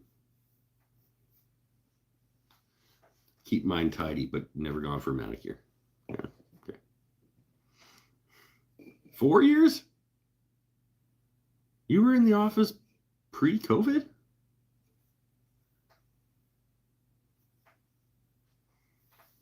Like, as your main position? I don't think that's accurate. Maybe it is. Maybe time just keeps on ticking into the future. I want to fly like an eagle. Penel's got soft keyboard hands. It's true. Well, I've never actually seen Penel's hands, but I imagine that's true. Yeah, way before. Oh, okay. I don't. Time keeps on ticking into the future. But just keep putting one foot in front of the other and moving in a direction. And eventually you get somewhere else and further along the path that you have walked. That was profound. That was profound. You keep putting one foot in front of the other, and eventually you end up further down the path that you have walked. Boom. You take that to heart.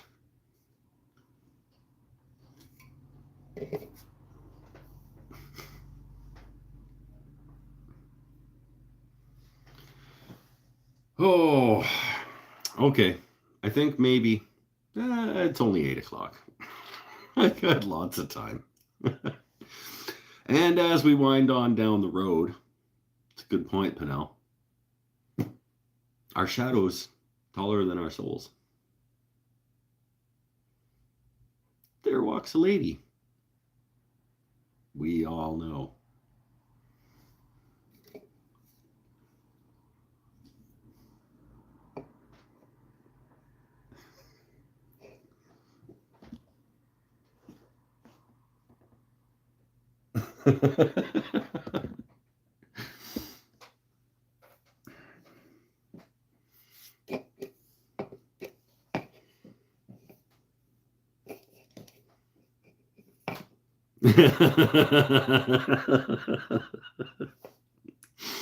Oh, 9.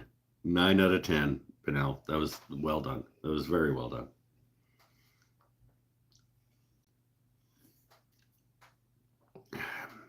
Nine out of 10. One of your best ever. That was.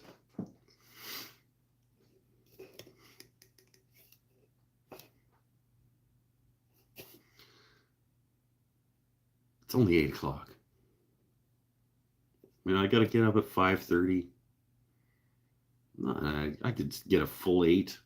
I could go to bed at what? 10:30? Nope. 9:30? Get a full 8?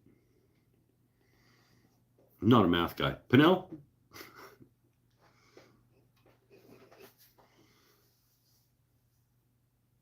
The only things I have to do after this is pack my backpack with a couple of pieces of clothing and a couple of Christmas presents and my sketchbook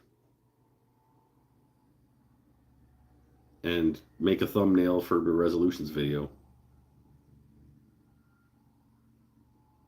That's it. Then I can go to bed. Go to bed, get a good sleep. Well, I'm not. See, that's the other problem. Is like if I shut down the show early so that I can go to bed, I'm just going to lay there for an hour and a half until I can fall asleep anyway. So let's let myself get tired. I know Pinnell wants me to be done.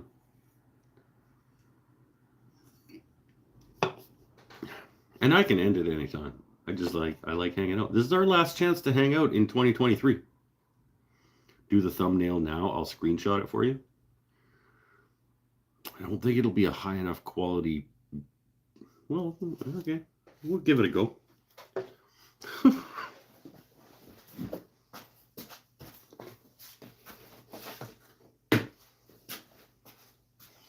We'll see. We'll see.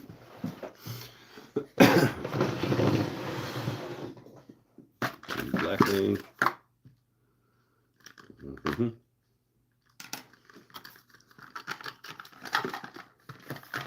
Put that there. That needs to be further back.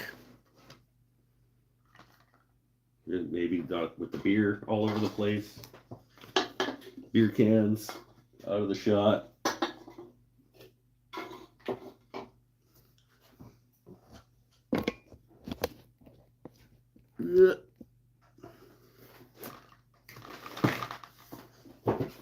No, still not far enough away.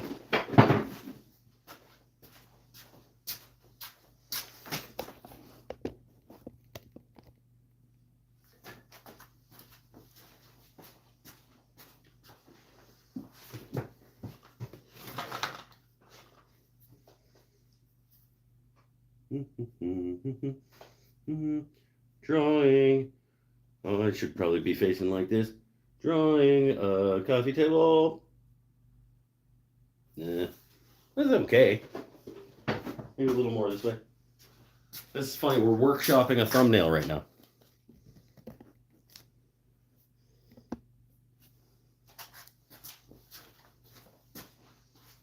Yeah, you tilted.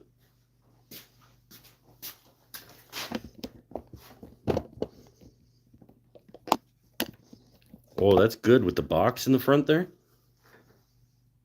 Right there.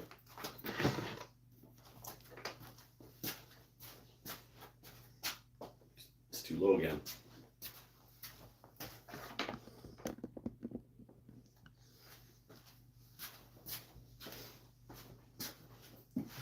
There we go. This is all right. Okay. Hold your head in your hands like you're distraught.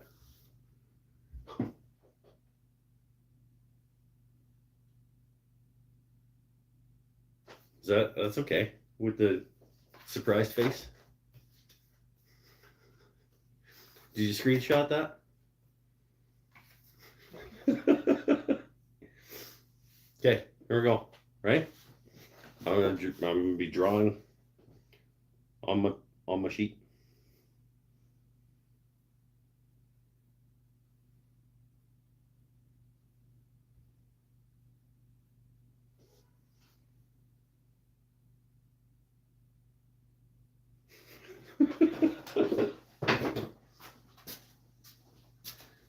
It's not a bad. I might actually just after the show I'll just take that shot because I don't trust Pinnell to have gotten it. So you never said how many items did you sell at the Christmas market. It's true. I just said that it was shit.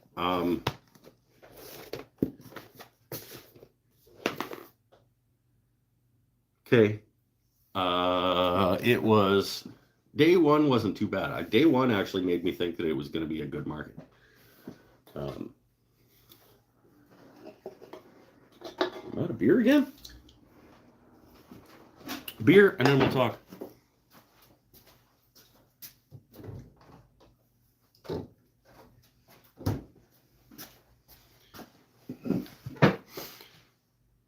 Hey, that's acting. Yeah, you can act for the thumbnail. And I already talked about the fact that I acted during the opening shot, which I haven't talked about what the opening shot is. There is a little bit of acting happening there too. Market was pretty shit. Oh, hold on. Got messages from Pinnell. See what he got for me. He's in 5 photos. Oh, hey, look at that. That's not terrible. Little blurry, but probably just from. I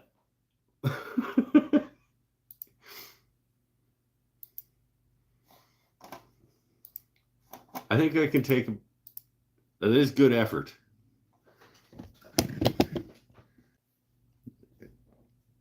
It's not too bad.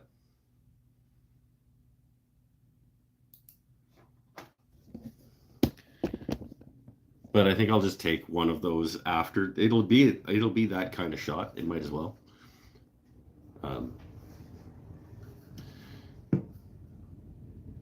But yeah, maybe not a screenshot off of a computer through a live stream. It was a cool idea though. Day one, I did like almost $300. And then I was like, oh, this weekend's going to be good because usually day one is like my shit day. And then day two ended up being my shit day. And I think I only sold like another $100 worth of stuff. I think. But then after the market, I had 2 separate people reach out at the Who Picked Up Cards. They were like, hey, do you have any of these left? I was on the fence about it. And now I've decided that I would like one if you still have it.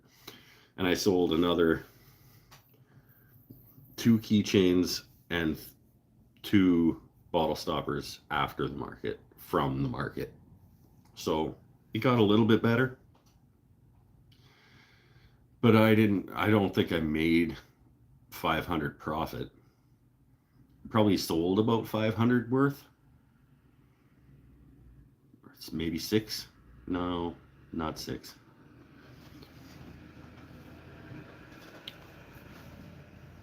I don't have specifics for you in terms of like what exactly I sold. I lied. I do have that information.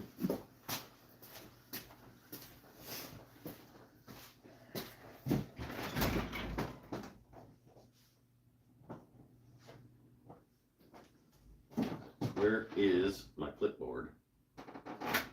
Can I bring it out here? I had my go ahead, try the pens clipboard that on one of the back pages I was marking things off on. I just don't know off the top. There it is.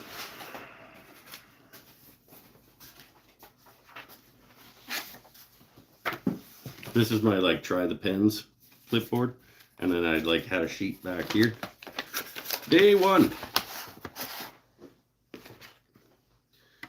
1 bottle opener is 40. Hold on. I have a spreadsheet. I have a Chris Pennell spreadsheet. That I can plug numbers into. Where is it? I actually updated the Chris Pennell spreadsheet. Where is it? Where's like spreadsheets? Slides, finance, docs, sheets. There it is. The one that he did for the summer market, I updated it for the winter market. And I brought $2,585 worth of things. I brought 70 things with me. Can skip right down through all of the bowls because I didn't sell a single bowl. I did sell, yes, I sold, let's call it that bottle stopper, yes, and a bottle opener. Bottle openers. I sold the Honduran mahogany bottle opener. Day one. I sold 3 slimline pens on day one. Yes. Yes. Yes. Yes. I sold 5 bottle stoppers, in fact. But I didn't record whether they were snowmen or other. I know at least 2 sets were the buy one, get the second top for a discount. So let's say 2 snowmans. Let's say 3 snowmans. And 2 non-snowmans.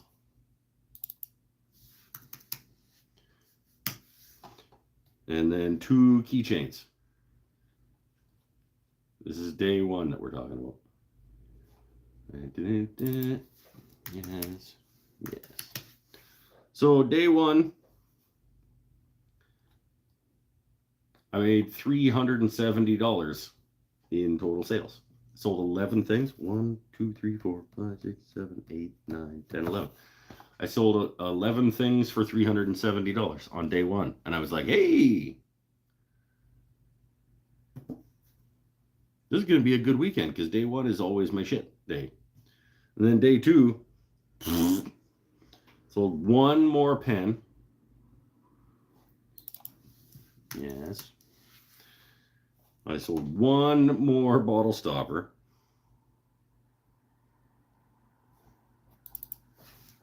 Yes. Sold 3 more keychains. Whoop, whoop.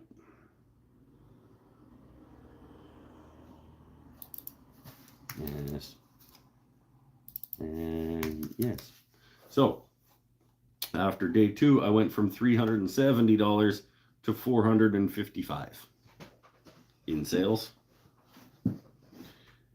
But then after the market, because of the market, I sold 2 more keychains and 2 more bottle stoppers.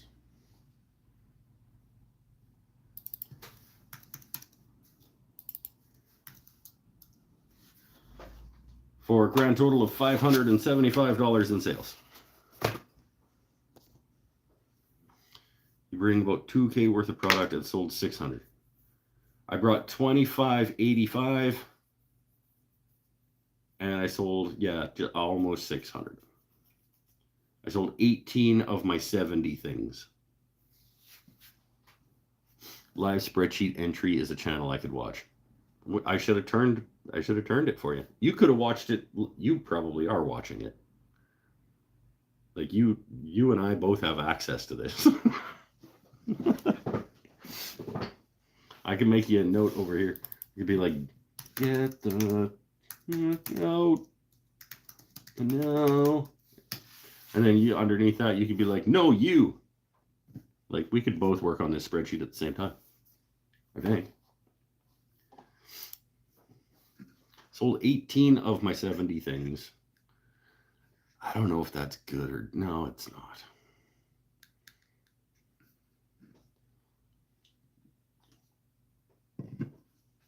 Is that good? You guys tell me. What do you think? Is making $600 on $2,600 worth of stuff good?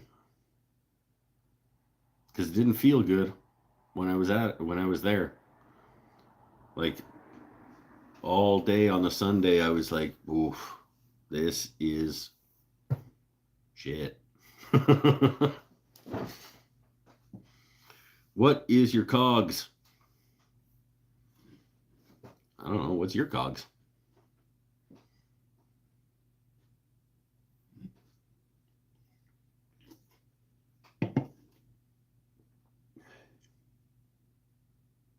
$9?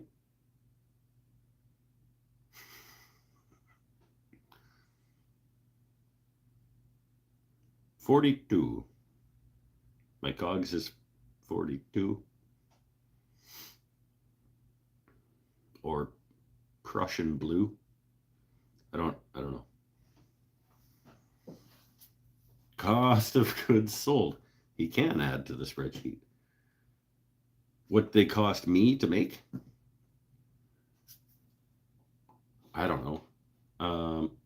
You want to make me a column where it subtracts the cogs from the item? Bottle stoppers are what, $5 each, $8 each. You could help me there too. Bottles, I want to say they're certainly under 10. So I'm making 25. Let's say I'm making 28 on each one of those. The pens are, let's call them 5 also. Keychains are maybe 3. Bottle openers maybe is about the same, 6 or 7, 8 maybe.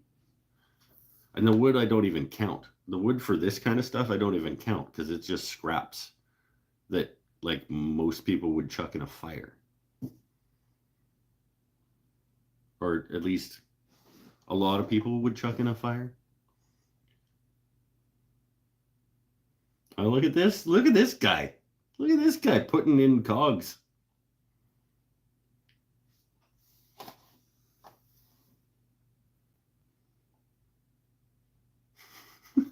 He's doing stuff in the spreadsheet. That's neat.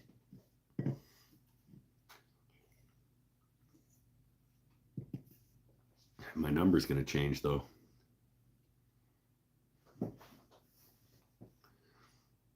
I mean, I'm definitely over like 70% profit on each item. Like the $35 bottle stoppers that are costing me $8 maybe. Let's look it up. William Woodwright, pen. There he is, penblanks.ca. This is fun. Bottle openers.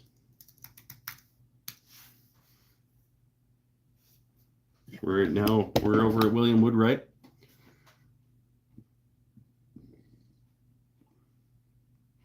Those guys, the bottle opener kits were $6. I overshot my my prediction on those.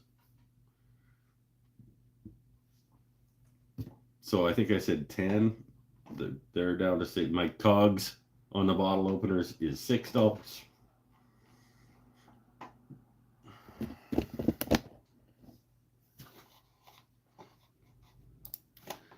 My cogs on the slim lines, let's still call them 5 because I don't know what kits I sold from Penn State versus William Woodwright versus, and then after shipping and all that stuff. Oh, I guess we got to put shipping on the bottle stoppers too. Is it at $1 per? So we're up to 7 after he's put the number in there. Keychains. I want to say I got them on sale at like $2 a pop though, didn't I? Key ring. It was like the budget key ring.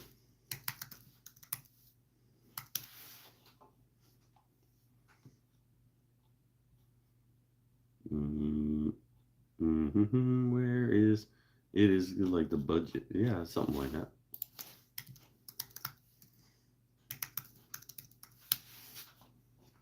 Super exciting, I know. There we go. There's our budget key ring. They're $3 regular price, and I think I got them on sale. But let's call them $3.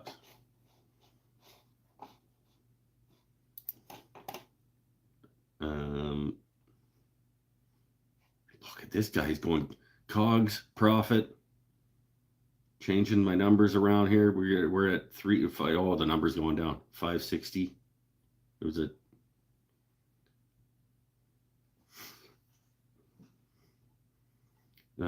bottle stoppers that we've put at. All right, we've checked that out too.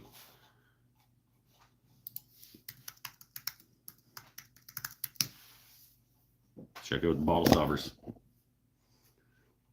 Those are all bottle stopper blanks.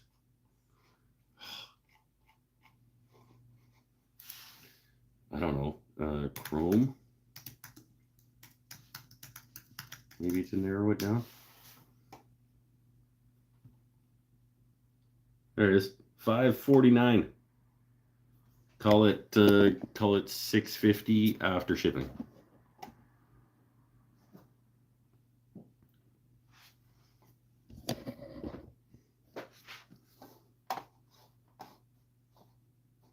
This is good. I'm watching.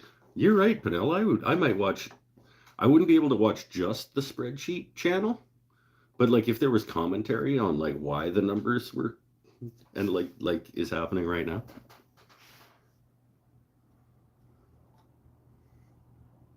Oh, I'm down to $521 in profits. Hashtag business Mike. That's still pretty good. 521 profits out of 575 in sales. What's that? What's that ROI? For them cogs. I think we lost everyone else. Yeah, probably. Let's watch Mike and Penel deal with a spreadsheet. I don't know. I feel like 521 profit out of 575 in sales is a good ratio.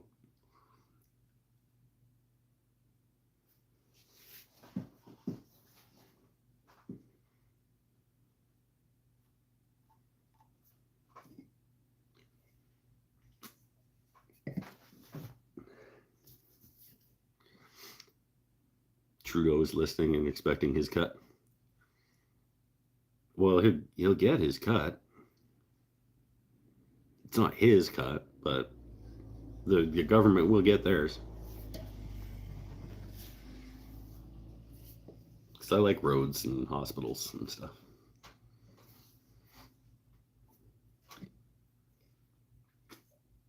I don't like subsidies for oil companies, but I do like roads and hospitals. Oh, he's changed the stuff around. 0.0906. What? Is that my percentage? 90.61%. Hey. That sounds good. That profit to sales ratio. 90.61%. That Business Mike thinks that that's a good number.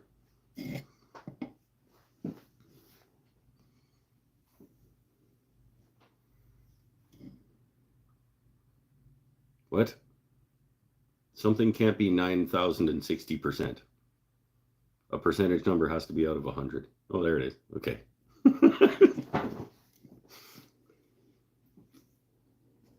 Dude's making equations and shit in here now. Cool. I could actually, you know what? This is going to be fun. I like this ongoing spreadsheet because I'll put my cogs in for like all the bowl blanks and stuff too. And then maybe we can make a section for like markets and like Etsy and Just this running overly complicated spreadsheet situation here. It's cool. This is the kind of shit that I really should have somebody to like help me with, so that I know whether or not this is worth actually doing ever.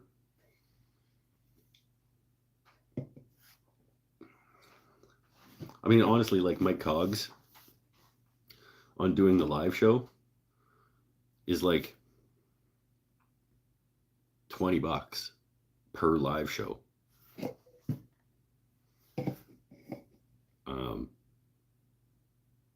And it's, yeah, I'm losing money. But it's not really a what does COGS mean? Cost of goods and services? Yeah, the beer is not the goods and service.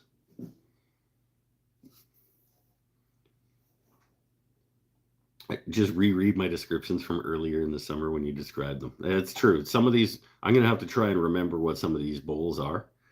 Like, I like some of them were like walnut. This is the bowl that's 5.25 by 2. And it's described as the walnut.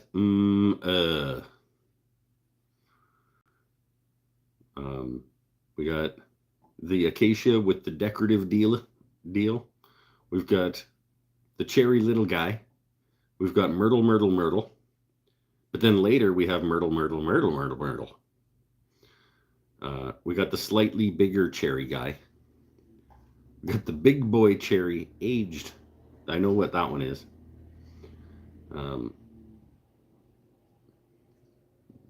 Spanish cedar potpourri guy, I know.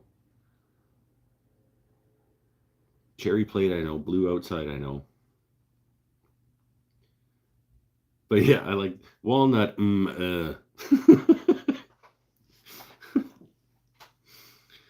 big boy walnut, one decorative. Guessing that that's a, oh, I know what that is. It's got like that, and it's got one detail around the top. I mean, they're pretty good descriptions. I just have to remember, like, when I looked at it, like the 5.25 by 2-inch walnut, like that one might be hard to figure out. The blue outside, I know what it is, because there's only one, I think, that has a blue outside. Light cherry might be tough. 6.5-inch by 1.75-inch light cherry might be a tough one to figure out. Hey, the Australians are back. I'm popping for a little bit. Christmas Eve here, very busy still. Well, it's your fault for living in the future. Chili Man, yeah, I want to wish you all Merry Christmas and Happy New Year. I want to wish you and yours the best of the season as well, my friend. And all the best moving forward into 2024. Always appreciate you being my friend and being a fantastic human being.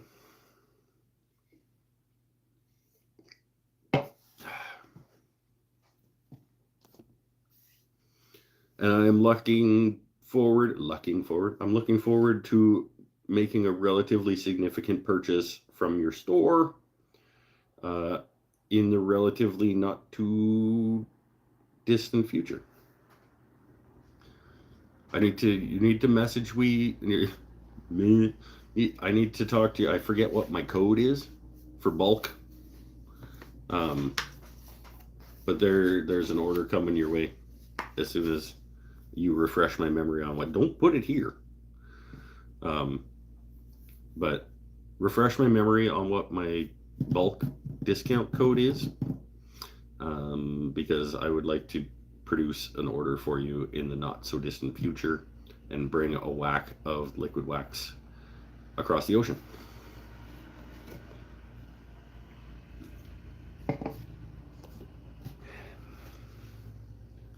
He's still working on this spreadsheet. What's the helper column?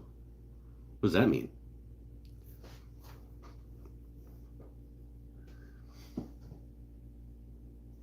What is happening now? Oh, he's having a fun time. He's doing things.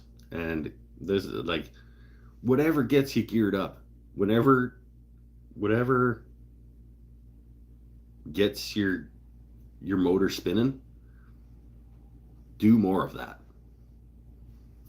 Because Pinnell is clearly enjoying himself playing with the spreadsheet. And if you love playing with spreadsheets and you get an opportunity to play with a spreadsheet, you do. If you love embroidery, have at her. If you love changing the oil in your car and your buddy's cars, more power to you. Whatever gets you going. Okay, but I gotta go wrap stuff. All right, man. I'll see you next year as well. We'll find some time in early January to sit down and do some editing, because that project is done and finished and ready to get edited. Helper column equals easier to use a new column than trying to write a formula. Oh, okay. Well, it's gone now. Okay. What's 5 million? Where are you? I'm gonna just trust that he knows what he's doing. Happy Merry Ho Ho Holiday to all y'all wooden peeps and Mike. To you and yours as well, my friend.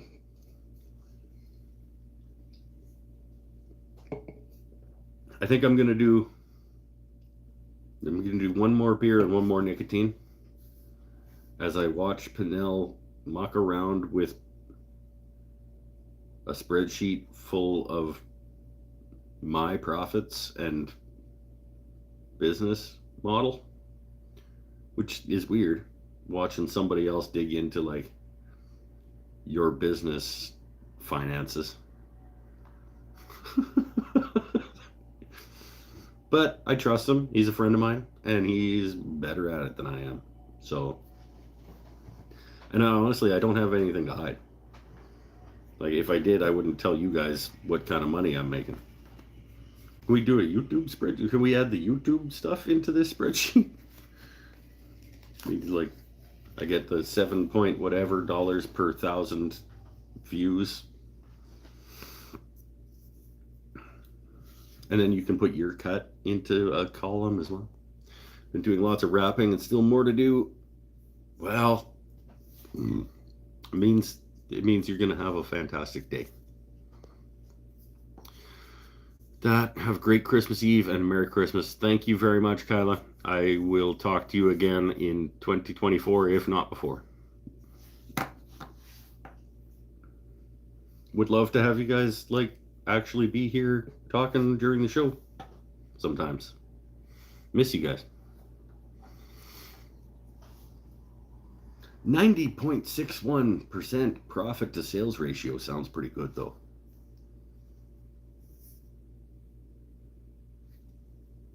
I like that. I just need to figure out how to increase the number above that so, without decreasing that number. All right, one more nicotine, one more beer, and we'll do her. I promised Pinnell that we'd be under 4 hours tonight.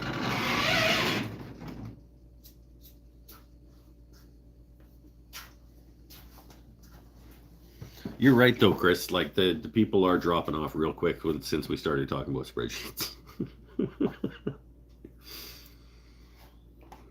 profit, and then do I have to write the word yes under the sold column, or can I just put anything in there? Like, does this, if I just go B? Yep. Okay. So I don't have to actually write the word yes. If I put anything in that column, it does all of that calculation. Okay, good.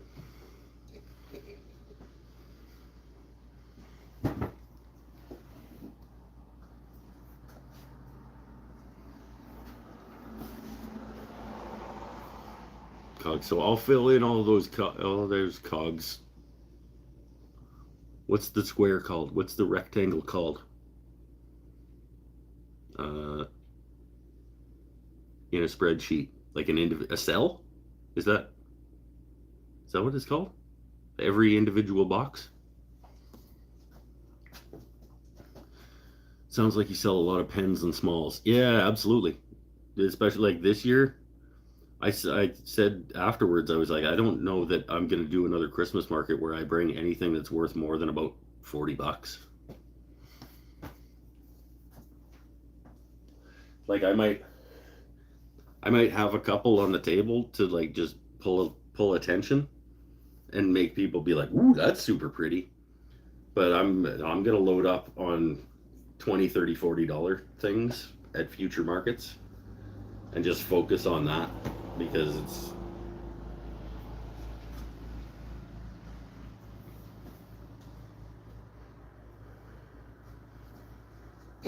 it's a different kind of clientele that you're getting at markets. And these days, I mean, let's be honest, everybody's trying to save a buck here and there, because if like, what does a loaf of bread cost where you guys are? I laughed out loud in the store. The last time I went in the grocery store and went to go buy a loaf of bread, I actually started laughing at the bread rack.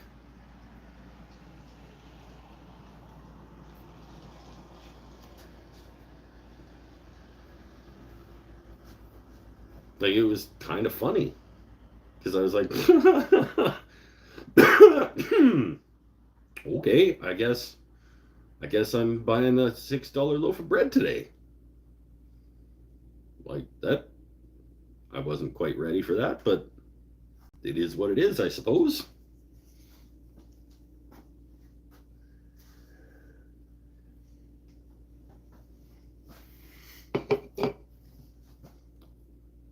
Was it $4 or $5? Yeah, like, and well, yeah, American it would have been, yeah. Yeah, it was probably $5.49 or something. I was like, damn. I mean, unless you want the cheap garbage bread that's mass produced and might not even really be food.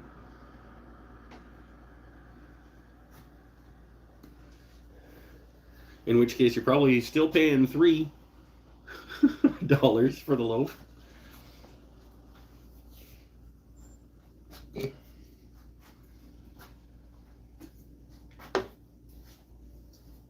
Yeah, it was weird. Like I said, it kind of caught me off guard. I don't know if I hadn't bought a loaf of bread for a while, or if I just hadn't noticed that's how much I've been paying for bread. But I noticed it like a week ago. I literally started laughing in the store.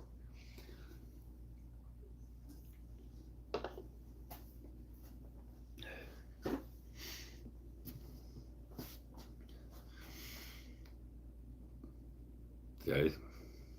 So yeah, I don't blame people for not wanting to buy a $70 handcrafted wooden bowl from a guy up the street for somebody for Christmas.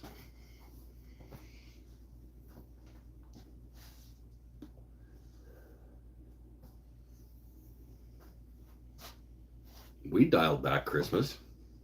I made the jewelry box for sister-in-law, and a couple of people are getting pens and keychains, and didn't spend a ton on each other, and didn't buy for most of my friends. I mean, Pinnell's Christmas bonus basically is like all I could afford. Like, after I give Pinnell his Christmas bonus, like, I didn't really have much to spend on people.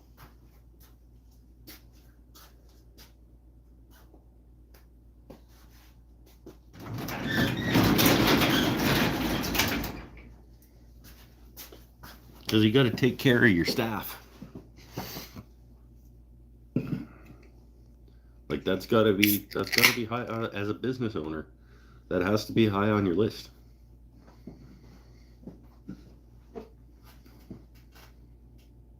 Still hasn't arrived yet? What?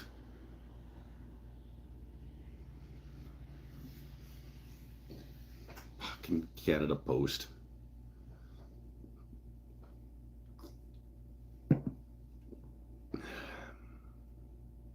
Probably should have paid extra for tracking. I hope it didn't get lost. But I mean, it's slow mail season too, so My apologies if it doesn't get there before Christmas. Just keep your eyes out for it.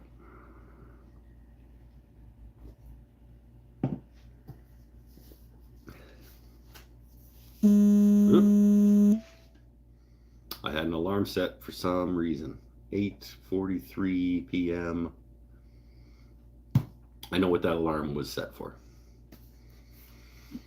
Should have paid for shipping too. I did.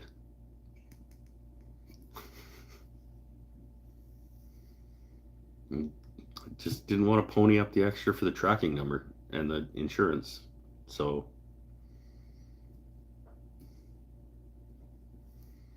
I mean, I wanted to. I couldn't afford it. Because YouTube keeps taking my money whenever I play guitar.